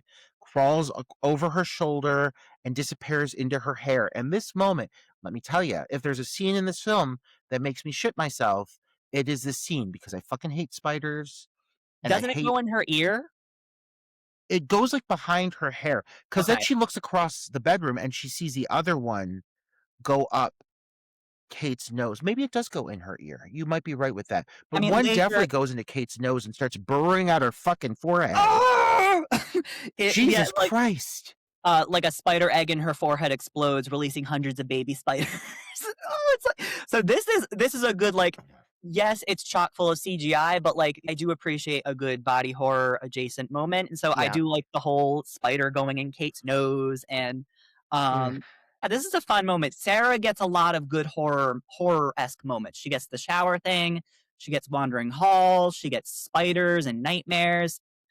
Yeah, Sarah probably gets most of the horror adjacent moments. Well, she's very much like the damsel in distress. Sarah never does anything to fight, battle, defend herself, nothing. She's either screaming about something or she's in a trance. And this moment, like, is probably I would say, the closest to true horror that we get, because the reveal when she pulls the blanket back and there's all those fucking digital Whoa. spiders, oh, my ass clenched. And then she gets on the floor and they're everywhere and she's stepping on them and she's screaming and you know they're biting her fucking supple feet. And then like the whole bit of it going up Kate's nose, like, I know that's happened to me before. I just accept it, but I'm sure it has. I know spiders have entered my mouth at some point No. when I'm sleeping. You know it's happened. And like they do a really good job. There's the shot, there's like a low angle shot of Sarah screaming, and you see the spiders all over the ceiling. And yeah, they do a really good job with it. So yeah, I really enjoyed this moment. I thought for being again a CGI heavy sequence, they pulled it off. It's fun, yeah. Yeah. Pogue calls Caleb. A shirtless brotherly phone Listen, exchange. I got plenty of notes on it. Poe calls Caleb, and they're both just laying there. Not only are they fully shirtless, but they're moist. They're like sweating. They're both sweating in bed together. Not in the same bed, but yeah, they're just having a men's dialogue exchange. And he's like, Pogue is like, eating. yeah, he's like, I saw him. I saw the Darkling. And I'm like, well, then why didn't you fucking show me? This is supposed to be kind of a horror movie. Why would you just avoid showing what could have been kind of an exciting sequence and just like skip ahead just the boring dialogue about it with these two men? I mean, they look great laying in bed. They were like, let's give people what they want. Let's not show the other stuff and let's show it. I mean, like, yes, do I want to see Caleb shirtless, covered in sweat, laying in nothing but his sheet? Absolutely. He looks phenomenal. He looks like straight out of an underwear catalog. Moist. But, oh my God. But I'm like, well, you've already shown the Darkling once. I need a little more understanding of what the fuck's going on with it. This is just a prime example of this film choosing to focus too heavy on telling with all their dialogue as they explain everything over and over, and not enough focus on like showing. Like this could have just been another good example of the Darkling at work doing what it does and probably explained it to us better than them just talking about it. Because when you're beating me over the head with these ideas of things like the ascending and everything, I would just rather you give me an example. Show me a flashback of it happening. Give me some visual to go off of, and then I can be like, oh, okay, I'm watching a movie, so I now understand it because I've seen it, versus the characters just beating it over my head over and over in their dialogue, I think here they're both sweating too because there's a suggestion that they've been having night terror. Like they're slowly starting to sense that someone else is using. And overall, at least right now in the film, we're pointing to Reed kind of. I think Caleb's wondering if it's Reed, starting to something is going on, and they're both like. I think this is the second time in a row where Caleb wakes up at like 2 a.m. or 1 a.m. or something like that. Yeah. Yeah, I mean, I'm thankful to have visuals of sweaty hot men, but like, I don't know. I guess I'd rather see scary things instead. Sometimes. And we get this bit of they finally go into school, and this is the moment that I was talking about feeling very Hogwarts. This is very much like Hogwarts light. It's structured like Hogwarts. It's a big curved classroom, and they're all sitting in levels. And like you've got like the professor talking down at the chalkboard. But like clearly they took inspiration from visuals they have seen from other films that have done similar things. And I have in my notes that seems like most of the movies so far probably took place on Saturday and Sunday. So now we're on Monday at school. Everyone's in their prep school uniforms. Caleb is summoned to Provost Higgins' office to talk about the dead kid. And I have a lot of notes on the provosts. Are all the students being questioned? How does this man know about the fight at the bar? He mentions the fight at Nikki's. I'm like, did word really get out to the school?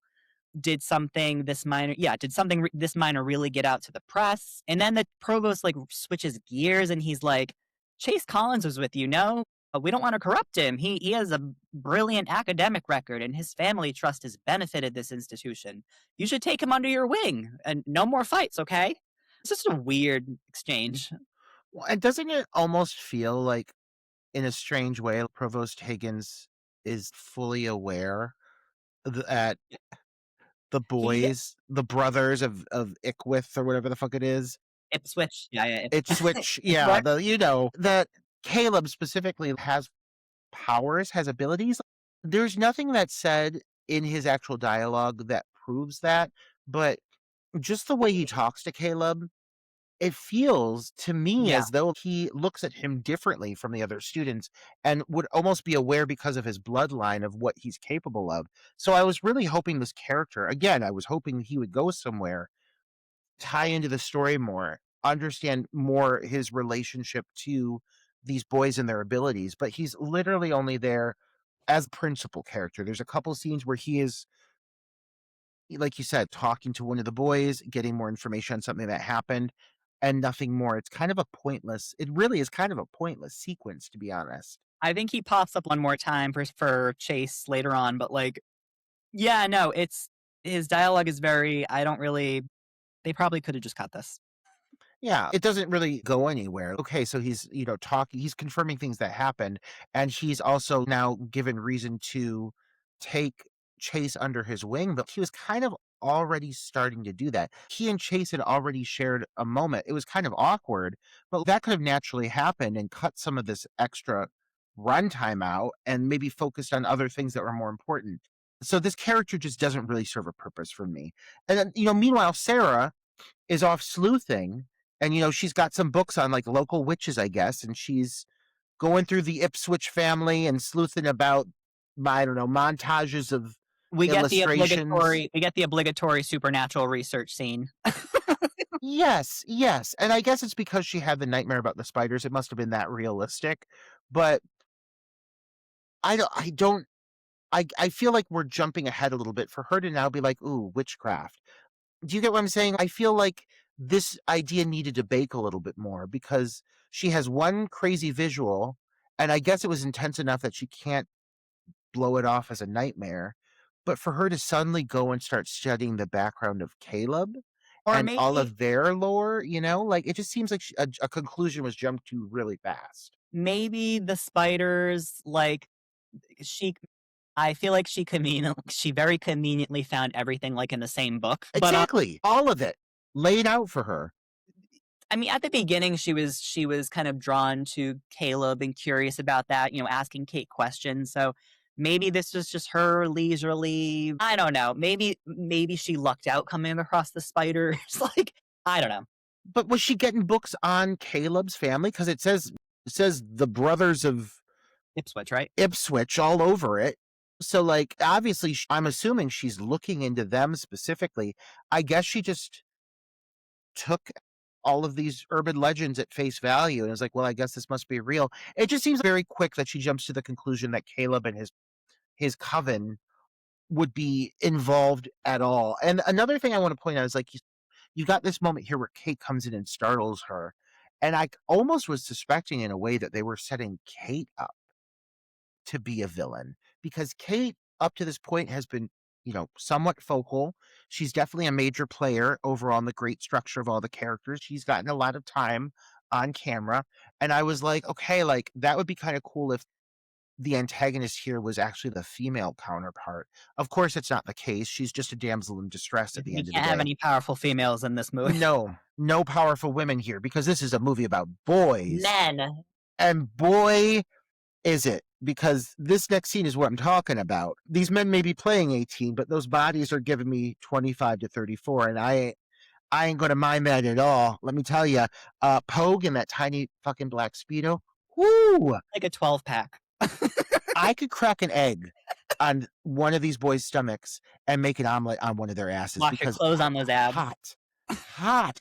Oh my God. Walking around in bathing suits, just hanging around. And then you're already like, this is gay. But then like we go into the fucking showers and it's And this like, is even more gay. It's so gay and, like, Okay. in the best possible way, and you see asses, like, you see more nude men in this by far than you see of women, and I thought that was really shocking, but I am not gonna fucking complain about it whatsoever. How do you feel about all these fannies? Yeah, I have, this is probably where the queer element comes in. It's like, so I feel like when I've heard about this movie, people say that some, I feel like it's got a queer edge in certain spots, and then I'm like, we can elaborate more later because it does get even more gay later with It does. between two males. But yeah, here we get butts, ass, dimples. Most of it's covered up with steam, freaking cowards, but it's PG-13, so we can't, we have to be tame. Um oh yeah, and then we get Reed taking his towel off and whipping Tyler in the ass. I mean, with Reed with his little apple fanny, and like, yes, there's a lot of CGI steam in here, but you're still seeing enough of it that you're like, it's clear that they were like, oh, we're making a film for girls, so like we need to show them butts. But what they didn't know is they were actually making a movie for gay men, or maybe they did. I think they knew. I mean, what's coming up here? Because there is Oh. a hard F word coming up. Aaron is back and he's causing mischief, and he says fag.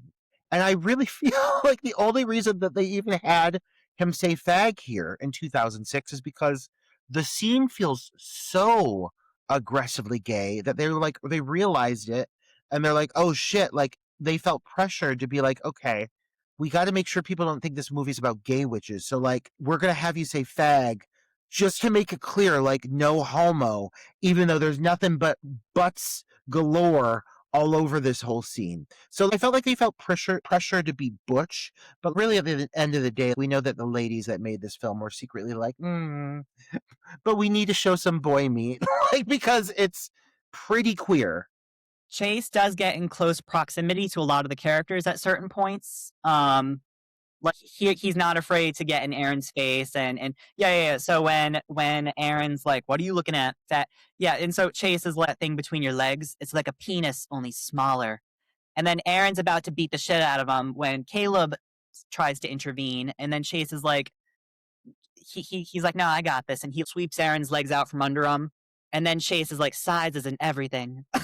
This is so This multi-layered dick joke, really to hit it home, like no homo fag. But then just to keep cracking comments on how small the dude's dick is, I really thought like we were about to bust into a sketchy sex sequence because it was just the setup was there, but sadly there's no penetration, just butts. But I'll take it. I mean, the butts we see are looking pretty good. They're small butts because it's the early to mid 2000s and people were still anorexic, but it's still some cute butts. And so they end this like fairly homosexual scene with Chase and Caleb planning on spending some time together. And then Pogue is lingering behind, kind of like, I don't know if they're suggesting that he's kind of jealous or, And then I kind of like that the transition, we go from Pogue staying behind to Pogue and Kate fighting. Pogue does not want Kate hanging with Chase anymore, to which Kate replies, he's being idiotic. Pogue storms off. Outside the school, we have Caleb dropping Sarah off after a date, and he invites her to the big fall fest, which also happens to fall on his birthday. So things are starting to kind of build up a little bit more to lead us to the second half of the movie and the final act. Slowly but surely. This time around, Sarah and Caleb make out pretty intensely compared to the first time when he dropped her off.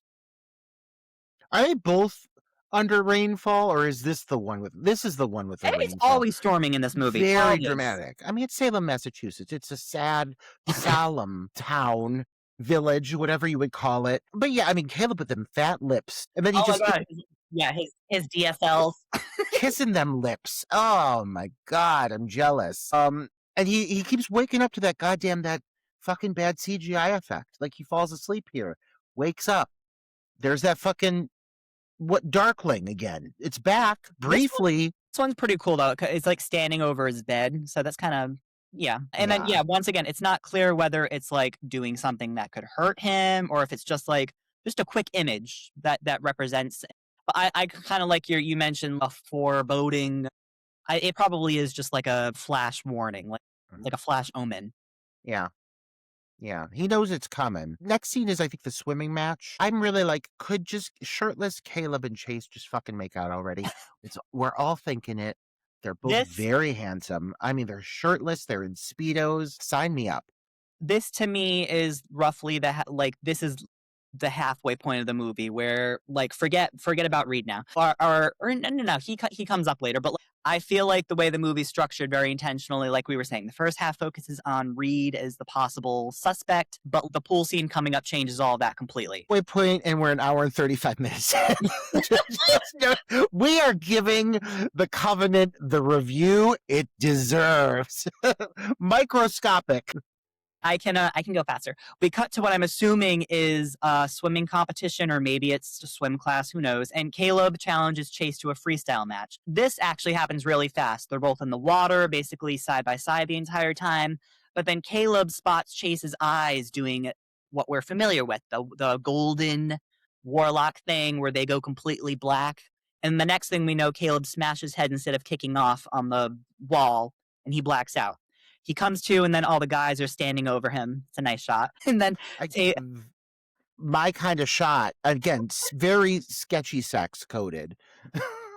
Tyler finally gets a line in, and he's like, lucky for you, Chase got you out of the pool. And then Caleb doesn't he doesn't have any kind of concussion. I mean, he's got warlock healing abilities or whatever. So, but now we know that Chase has the power as well, or something's going on with him. The following day, now the movie gets very Chase focused. So the following day we have Chase we cut to everyone in class again. I will say there is some repetition sort of in the middle of the film where we have Caleb dropping Sarah off a couple times, and now we have the provost's office a couple times. So, but the next part baffles me. So the provost is just as ridiculous this time around as when he was dealing with Caleb. He asks Chase, he's like, did you know that student who died in his car? Well, we found your student ID in the back of his car. So strange. Anyways, here's your student ID back. Have a good day. Wouldn't the dead kid's mom be like, why was the student's ID in the back of my son's car? Like, would that be evidence? There's just so many questions.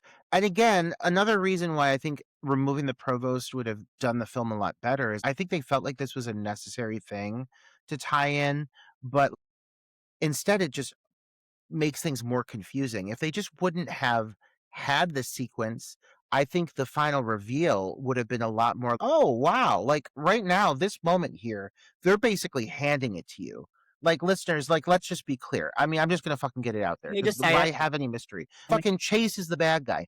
And like having this scene is really like blowing your load too early. It really is. It is because if they would have removed everything with the provost, just get him the fuck out of here, and instead, at the opening of the film, giving me a scene with that mysterious ginger dying and explained it through showing it, then we wouldn't need any of this stupid backstory with the provost just talking to us.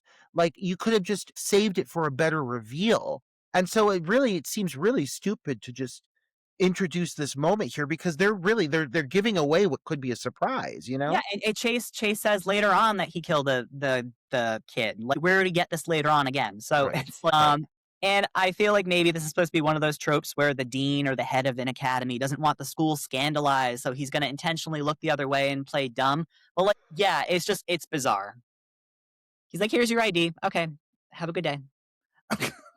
Yeah, and it's already like you're starting to highly suspect Chase. Like this scene forward, you're like, oh well, now this guy has to be the bad guy. And when he is, you're like, oh, okay. Like it feels like they could have saved this reveal for later on. It would have had more payoff. So that night, Caleb and Pogue break into the Academy's admissions office because Caleb is now like, I saw Chase's eyes turn black. We got to check this guy out. We got to check his records. So Caleb has to use magic. He uses magic to open the door. And I think this might be the first time we see him use No. He uses magic without hesitation before. But here it's out of necessity, I guess. He has to unlock the door. We very quickly cut to Sarah, who learns that Kate's feeling sick at the infirmary, so she decides to head over there. Back in admissions, we get another covert research scene, but I actually appreciate that they don't linger too long on this. Caleb finds what he needs. He learns that we get a lot of stuff here. He learns that Chase's adoptive parents died in a car accident. Chase's real last name is Pope, Chase Goodwin Pope, born July 14th, 1988. The Collins adopted him after his mother died when he was 2. Caleb does the math and he realizes that Chase's adoptive parents died on his 18th birthday. So basically, once again, we're being handed stuff. So we can gather from this that Chase had his ascension and then killed his adopted parents. Yeah.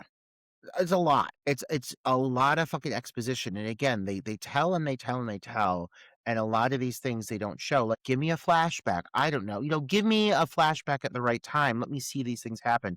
But it gets to be very tedious, honestly. Just all of this information that they're spewing. But luckily, there's this whole little bit here. This bit feels very CW. Very. Like the whole bit. Are you talking about the security guard coming in? The security guard, yeah, the Very whole like bit of them Harry floating Potter. up to the ceiling. Yeah, I mean, it's fun, though, it's fun, but the security guard comes in, he finds the drawer open, and they've floated up to the ceiling, and they drop their pages, but luckily they use their powers to catch them, too, before the security guard spots them. It's fun, though, like, it looks good. Caleb, once again, has to use magic. So in one night, Caleb's using magic multiple times. So, like, Caleb starts using and using and using. And he's not like, they don't ever suggest that he's like addicted or whatever, but out of necessity or whatever, we are seeing Caleb constantly use magic. Yes. So back in the hospital, Sarah learns that Kate's temperature is at 105 and she's showing symptoms of anaphylactic shock, and they're transferring her to another hospital. The doctor tells her it's as if she's been bitten by hundreds of insects, like spiders. Like, wouldn't they be able to tell just by looking at their spider bites? I don't know. But I guess it doesn't matter. We have enough context clues to know that, yes, it is spiders. And then Sarah knows too. Then we have that meeting at the lair. I mentioned the lair earlier. We have Caleb and Pogue. Caleb's immediately hit with the realization that Chase Goodwin Pope must be a descendant of Goody Pope, who I'm gathering was like a member of the Fifth Family who was banished. Like I said, I could not follow this whole. Basically, what's important? Chase equals bad guy. Like, that's all we need to know. They give us a whole lot of information that, again, sounds straight out of the fucking Crucible.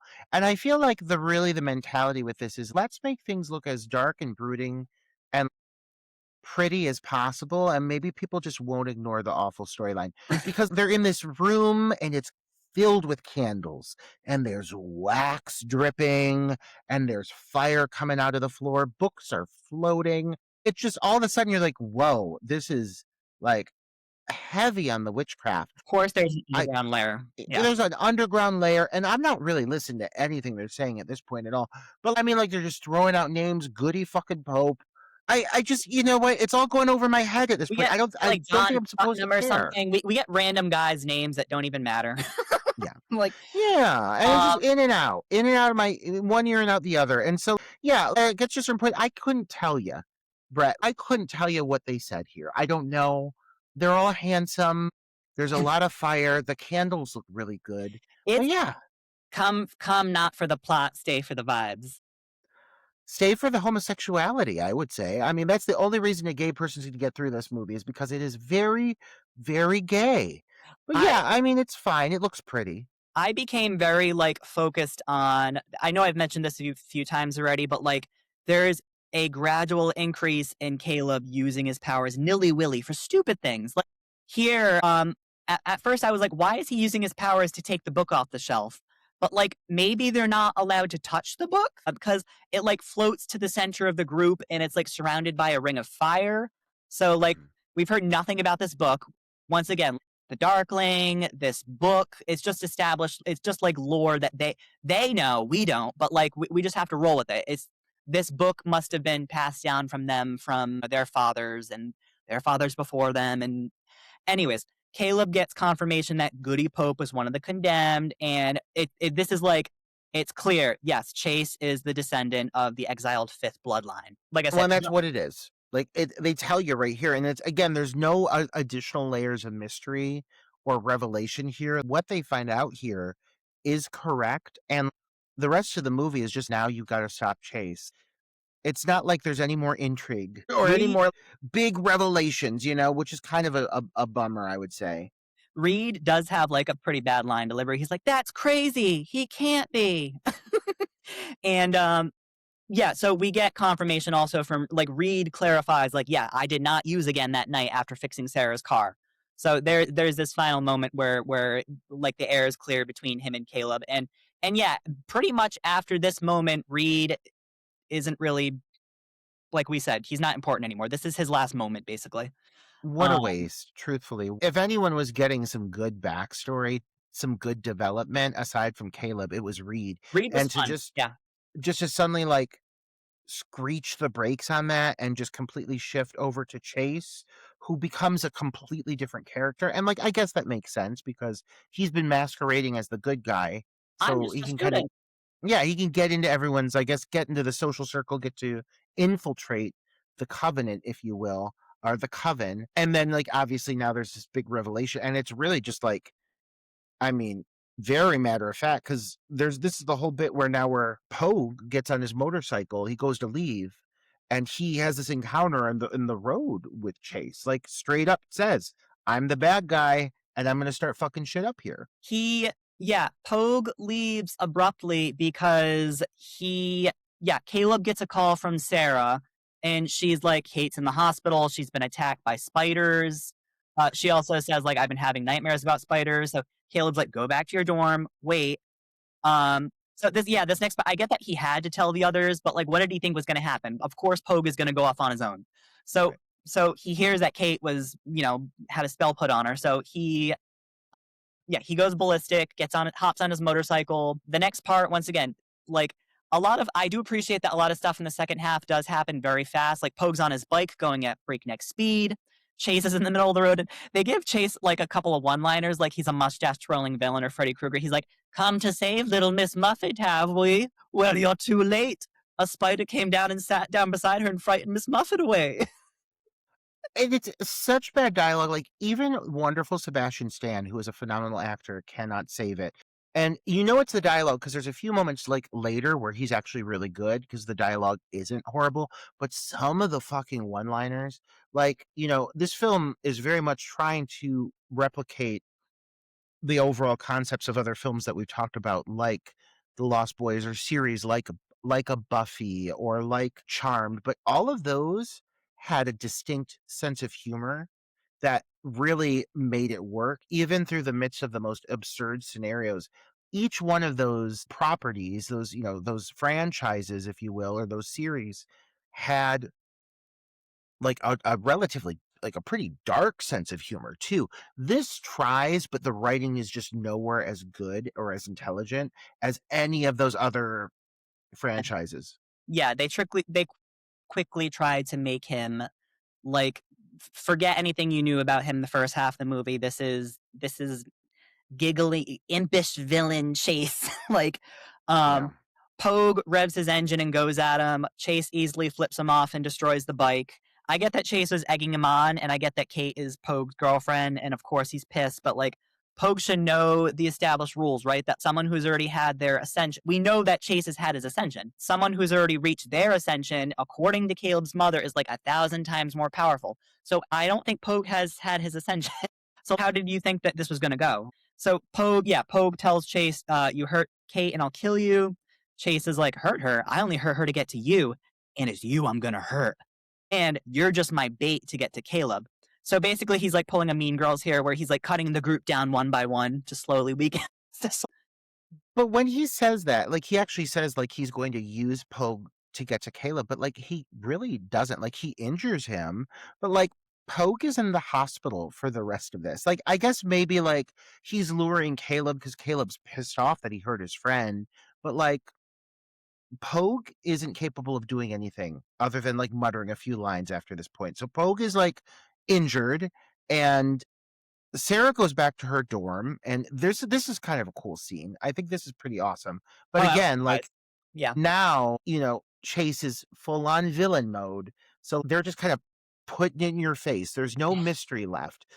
So Sarah gets back to her dorm, knock at the door. It's Caleb who comes in, dark, brooding, bathed in shadows, and he sits down on the bed.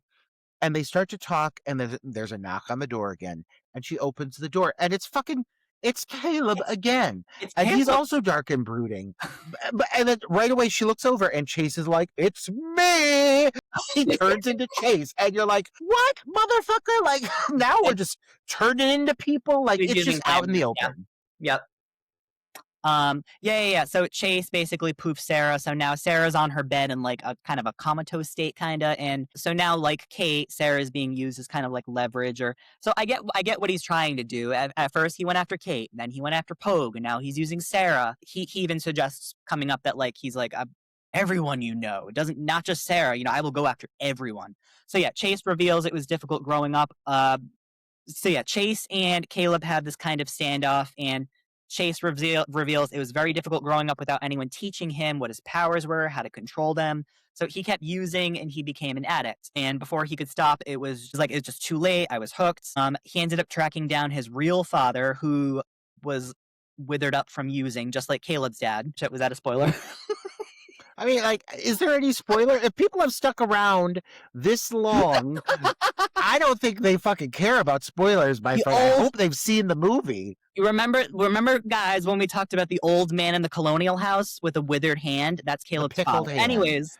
Anyways, Chase's father basically ended up giving him all of his power. So now we learn that you can do some kind of power transference thing between fathers and sons. It's way too late to introduce this nonsense, okay? Like, now we're talking about transferring powers, and like, I guess that means like the father kills themselves by giving them all their power. But like, at this point in the game, you're throwing way too much at me. There's a lot of too confusing. We were talking about exposition. We get a lot of background here. Like Chase kind of suggests that his father willingly gave him.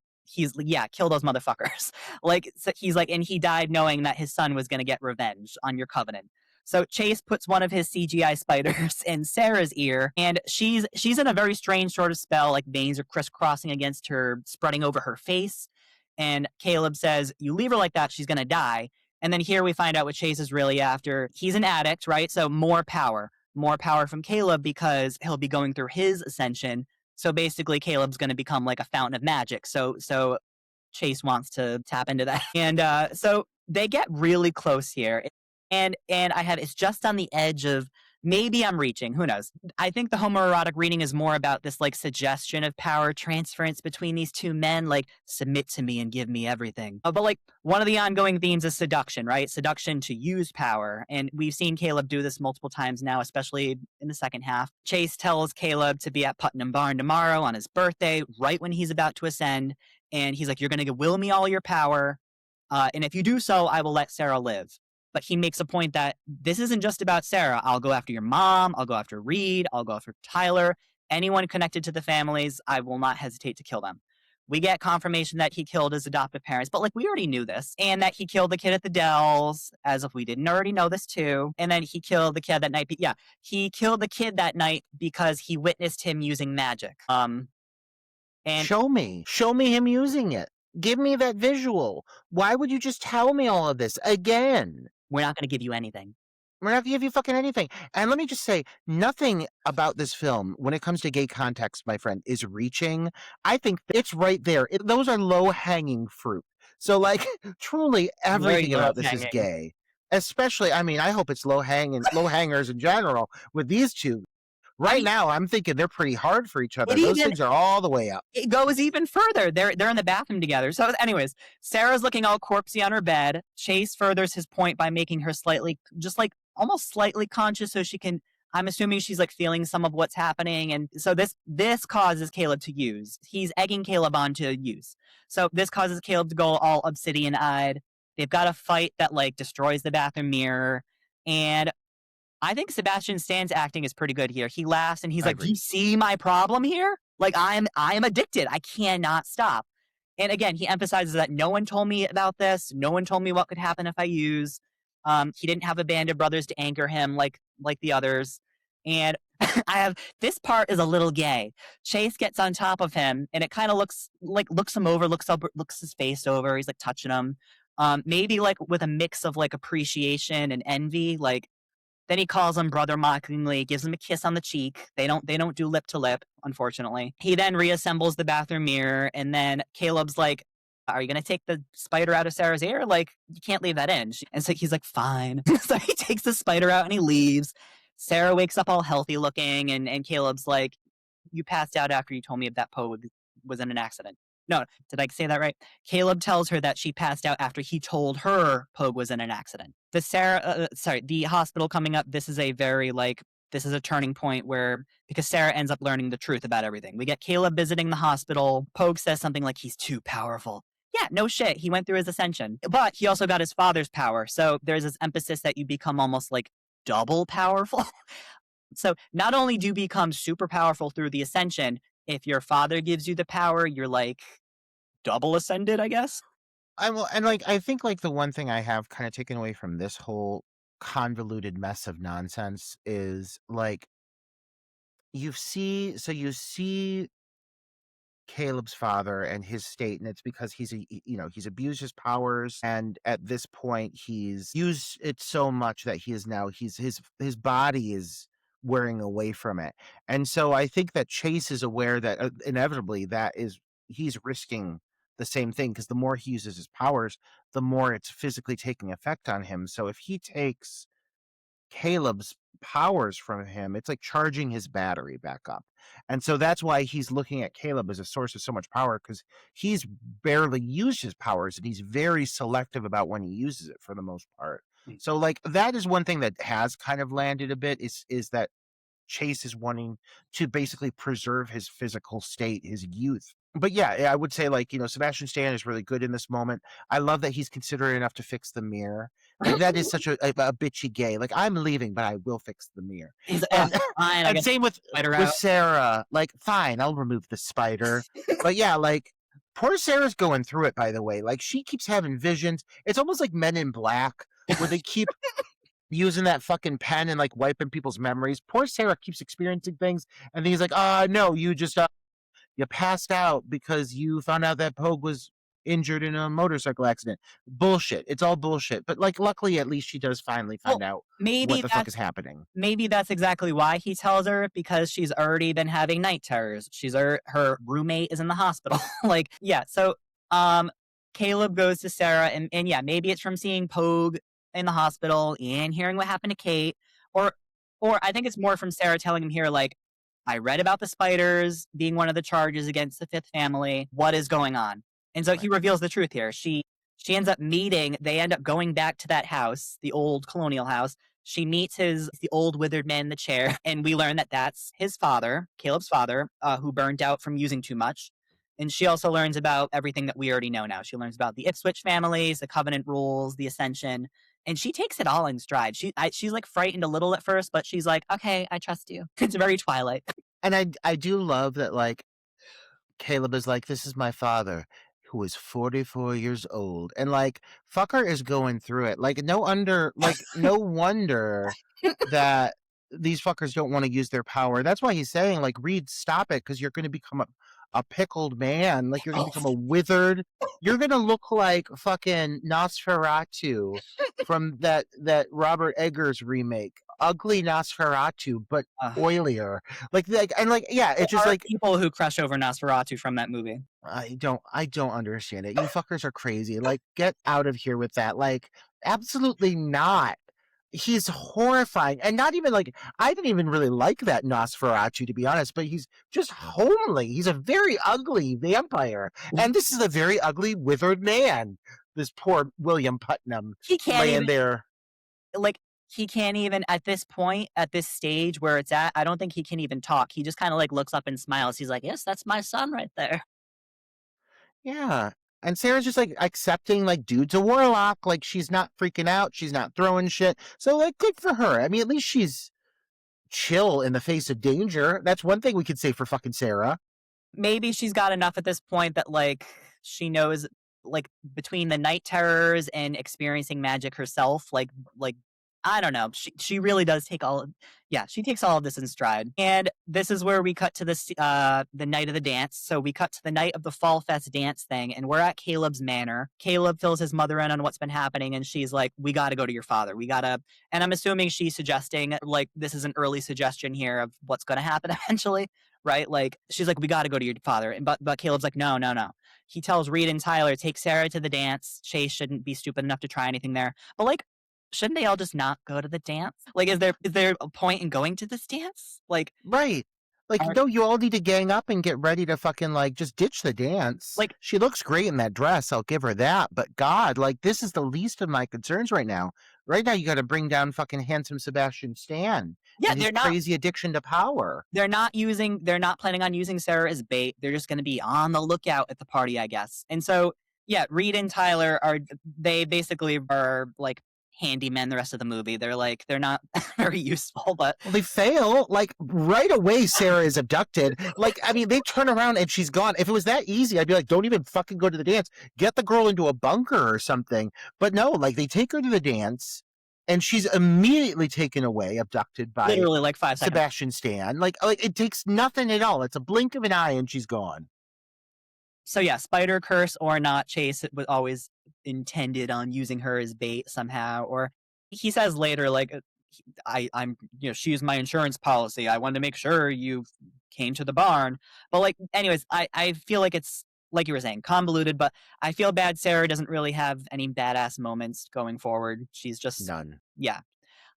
She's so underutilized during the finale. It's disappointing because you've mentioned earlier, like, all of the horror adjacent sequences have kind of fallen on her shoulders. And for her to now just be like kind of a tool, she's just a prop piece, really, moving forward. It's disappointing. And same with Reed and Tyler. Tyler, who's literally barely done anything at all. I think he's had like 3 lines. And Reed, who is now completely just wasted.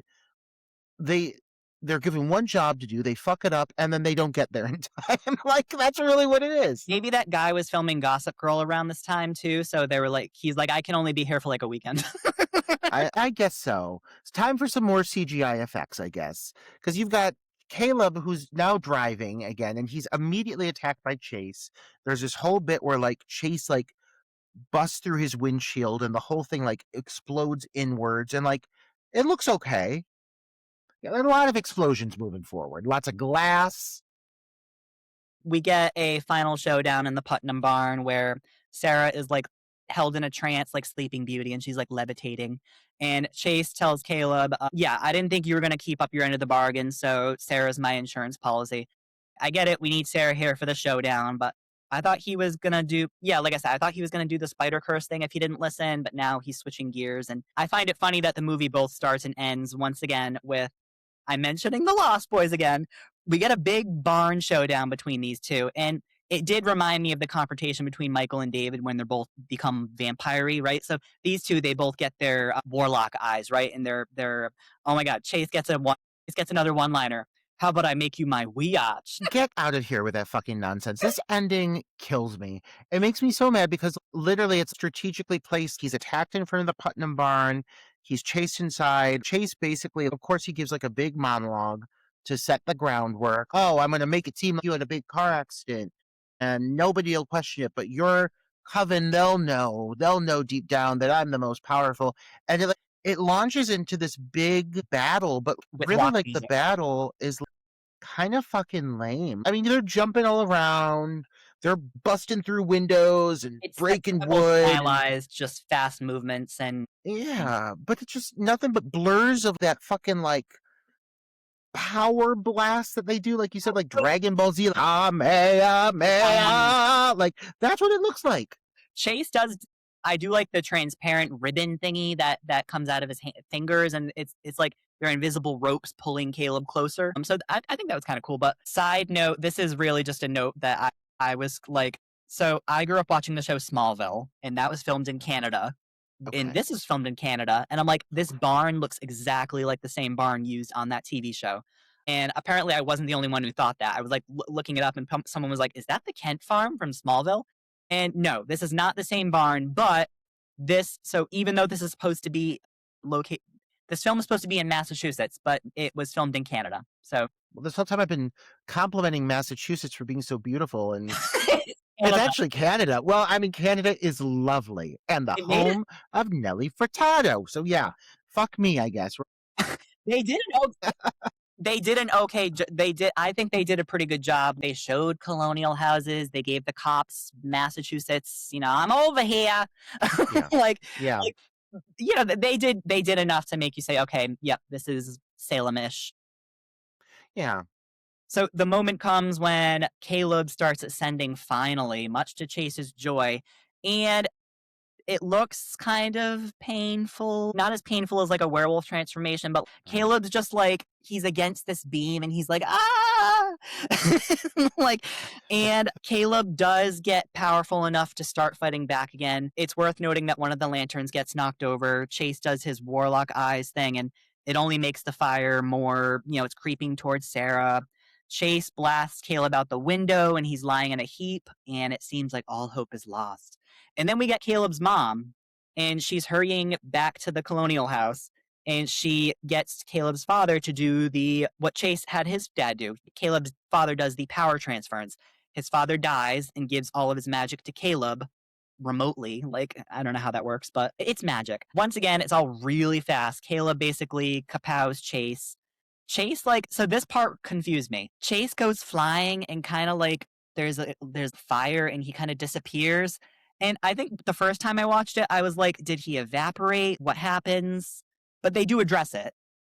What was your take when you first saw it? Were you like, oh, he just disappeared? I literally thought he erupted into a ball of flame because the power transfer for being talked about the whole movie, it's real fucking fast. Like the mom, who has been nothing but like an afterthought until the last 5 minutes of the movie, she comes in and has this big moment. She's like, "Give him your power! Do it! Save your son!"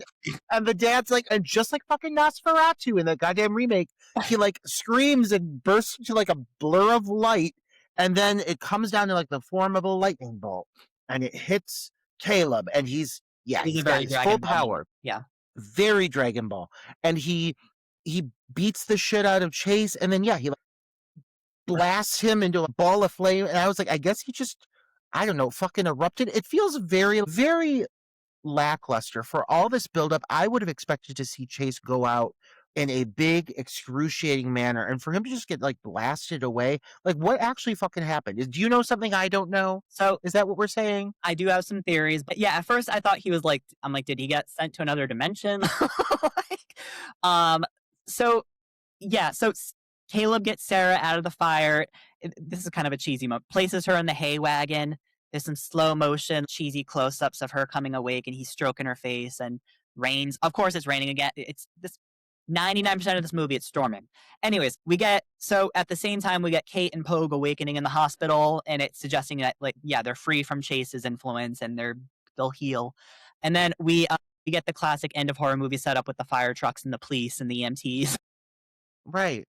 But it's revealed that they can't find Chase's body. So Yeah. I'm like, okay, I guess he didn't evaporate in the fire after going kaboom. It's just kind of suggested that he's gone. And my theory, had there been a sequel, maybe he rapidly aged after the energy ball went through him or something, or I have no idea. Maybe he just went into hiding. Well, I mean, this ending in general, Brett, let's pause here and just acknowledge for all of this talking and talking about ascending and this rambling on and on and on. This ending, not only is his apparent defeat kind of open-ended and kind of just you're kind of just left hanging, I guess he just disappeared, just dissolved.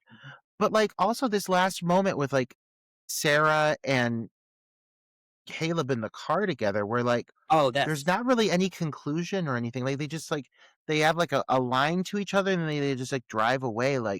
This really needed something to either reveal Chase still alive or show them all reconvening with the other members of the coven, or getting back together with the other pivotal characters and reconnecting. For them to just drive off and it just ends that abruptly. It's literally you get a minute of film after Chase is defeated. There's 1 more minute of film and it wraps up real quick and it's done. And it feels so just rushed. I really needed more conclusion. I needed this to wrap things up so much neater, and it leaves so much just hanging in the air, you know? So I do feel like this was going to end up had it done well, I feel maybe they were planning on doing a franchise Absolutely.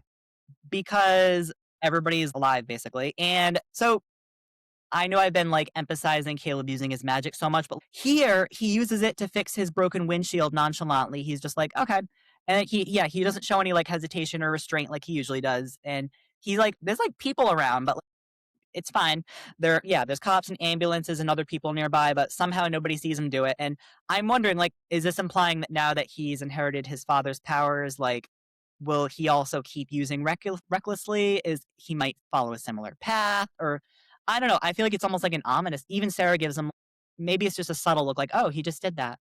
And then so I wonder if the ending's kind of ominous because Chase is nowhere. Reed uses his magic and they just drive away. Yeah, there's not like a huge focus on generational curses or passing trauma down, but like to me the focus does the whole movie beginning to end, the focus is on this addiction to magic. And I do wonder if they gave you just enough to be like, will Caleb not be restrained going forward? Show me the mother, like, reconnecting with her son after her husband and his father sacrificed himself so he could defeat this evil entity. There's no emotion between him and his dad. Yeah. Yeah. Nothing. Show me Reed, after being painted as a villain for the first half, come in and do something of value, or even just reconnect with these characters in general. Like, it just makes it feel like everyone else's storyline doesn't really matter here, and I think you're absolutely right in saying, like, it feels like they were too big for their britches and they thought, "We're definitely making a sequel. And when we make that sequel, we're just continuing the story." So there's no need to really wrap things up here because we'll just tell them in the sequel. And, like, no, as a standalone film, this is not a complete story. I feel very disappointed in how it ended. There's a lot of fun to take away from this film. Honestly, conclusionary notes here. This is the end of the movie. And while the ending is really kind of just a CGI fest and nothing more. Building up to that, I actually had a lot of fun watching this. There was a point when I was watching the movie and I was like, I was planning on watching it in shifts the first time I viewed it. And I was like, I'm actually going to push my plans back and just finish it through the first viewing because I'm actually kind of having fun watching this. It's strangely nostalgic watching this, even though I hadn't seen it before. But that ending, man, like it really left me feeling disappointed. I yeah, like I said, I feel like it was like possibly going to be a franchise, but then I was reading that they didn't go forward with it because like it didn't really this movie didn't do amazing it was No. modest box office, but it didn't do like amazing. Right. It was like a 20 million budget, and I think they made like 39 million. Like, I think it was something like that. They didn't even double the budget. And normally you have to, from box office terms, profit means once you doubled the actual production budget because you're accounting for like promotion and everything as well. And they did not fully even double their budget. So it made some money, but not enough to be considered a success. Yeah, and reviews wise, it got like mixed reviews. The film's Mhm. panned almost like everywhere. I think it has like a 3 or 4% on Rotten Tomatoes, but surprisingly, people actually really adore it on Amazon. If you look at the Amazon reviews, out of like 6,000 ratings, like 80% of people rate it 5 stars. So maybe it's one of those movies that like critics absolutely destroyed it, but like maybe over time, it's just one of those movies that people have grown a soft spot for because of its flaws and it's so I mean, I don't think it's a case of being I don't know. So what is your do you think that they like filmed this knowing it was going to be perceived later on as kind of campy and like do you think it's like I don't think it's on the same par with like Showgirls. Oh my god, no, not at all. I mean, well, first of all, I hope that the people you're talking about are the ones that listen to this fucking episode. Let me tell you, because we get in very deep. We get 2 hours and 20 minutes deep into fucking The Covenant. So So deep. let me find another podcast that's ever done that before. But yeah, I definitely think that they were trying to capitalize on the tales of like a Twilight, and it's very much tonally the same, but I think that they were trying to be a little bit more serious with this, where Twilight is just so fantastical, and they lean into what is like really the camp factor. The moment of them playing the baseball game, her kicking her leg up and all that. It was so over the top. This, I think they tried to play it a little a little darker, a little more masculine. I think to try to maybe win over that female fan base that was going to be watching this by having a movie about like these masculine men who are brooding but emotional and they're feeling things and they're going through puberty, aka ascending. I don't know, I think that because of the approach they took, it's not anywhere near as campy as some of the other titles we've discussed, but for that I think it hasn't necessarily aged as gracefully. Some films that are really bad when they first come out, that camp factor is why they stick around. Look at Showgirls. Showgirls now has a fan base that celebrates it because it's so campy and it's been embraced that over time, even those who created it have embraced the camp factor. This isn't enough. It's not absurd enough. It's not over the top enough to be fully campy. So I think that's part of why it's kind of faded into the background a little bit more. Like you don't hear the Covenant talked about that much, you know? But there is definitely a camp factor that exists in the homoeroticism, in the more absurd moments overall. You know, half the time it's playing it safe, almost like you had said at one point, almost like a Dawson's Creek kind of approach. When it's not being fantastical, it's played very dry. But there are moments here where it does lean into the more stylish, CGI laden visuals of the 2000s, the mid 2000s specifically. And I do think surprisingly, those are some of the stronger moments when it does it right, like the shower sequence, like some of the driving sequences. They actually manage to pull it off sometimes. So I think there are things to celebrate about this film. I don't think it's completely laughable. I think it's actually pretty enjoyable. But the flaws in the script and specifically the ending it does make sense to me why this film is, you know, from a review standpoint, from a critical standpoint, really kind of trashed. Because is it a good film? Is it a good story? No, absolutely not. There's just some fun to be had along the way. It's fun. Yeah, I would Yeah. describe it that way too. I had fun watching this. I would watch it again. I would happily watch it again. I feel like it's kind of movie you could watch with a group of people just to like laugh at it. Just have My fun with it. God. And then make him listen to this fucking podcast. I hope Troy watches it. When Troy watches it, I hope he is uh ready to listen to our review, because I think that this is one of our more entertaining reviews we've done in a while. And I think he's Woo! gonna be very jealous that he was not included. But you know what? Now, Troy, make sure that you sit down and watch The Covenant, because if you haven't, this film is very gay. It's perfect for you, you big old homosexual, and all of our gay listeners as well. And the ladies too. I think there's a lot to take away from this film to make fun of and to enjoy. So good call, Brett. Good choice for this week's unexpected episode, because I think everyone was expecting what Troy and I announced last week, but no, this is kind of out of nowhere. So I think that our listeners are going to be pleasantly surprised. Roger, thank you for having me on. I have been wanting to like have you to myself for a while. I'm like I remember mentioning this, we could all three of us could be on an episode, but I'm like we would talk over Troy totally. Troy would be nothing but a shadow on the wall, and he'd be seething with jealousy. He'd be so mad. Oh my God. But no, clearly you're going to have to come back again soon. Listeners, demand it. When you leave a 5-star review, say, we're leaving this 5-star review specifically for Bret Laurie and what he brings to the table. Make it clear your demands in our reviews. But with that, everyone, thank you so much, Bret. Thank you. I appreciate it. I appreciate you taking time to join us on this episode of Dark Knight of the Podcast. In closing, if you have like any social media handles that you want to mention, or anything at all that you want our listeners to keep their eyes on or follow you on any of your social media platforms, this is the time to say it. I don't have too much right now, but I don't know if this is like premature revealing, but like I have written a book, and I am currently looking for a cover artist, Oh my and God. I plan on self-publishing this year. So Oh my God. yeah, my first book should come out sometime this year, knock on wood. Listeners, get ready to buy that fucking book and support our friend here. Oh my God. When you said premature, I thought you were going to announce that you too were about to ascend. And I was gonna be like, oh, wow. But no, even better. It's a book. Oh my goodness. So we will make sure to share that when that drops. Let us know. But other than that, Brett, this has been wonderful. Thank you so much for making time for an episode of Dark Knight of the Podcast this evening. That was so wonderful to get to sit down with you. I had a great time. Me too, Roger. Thank you. Awesome. With that, listeners, I hope you have a wonderful rest of your night. I'll be back in the next week or two, depending on Troy coming off of his sabbatical. You know, she needs time. She needs to rest. So in the next week or two, we will be back with a normal episode of Dark Knight of the Podcast. Until then, good night.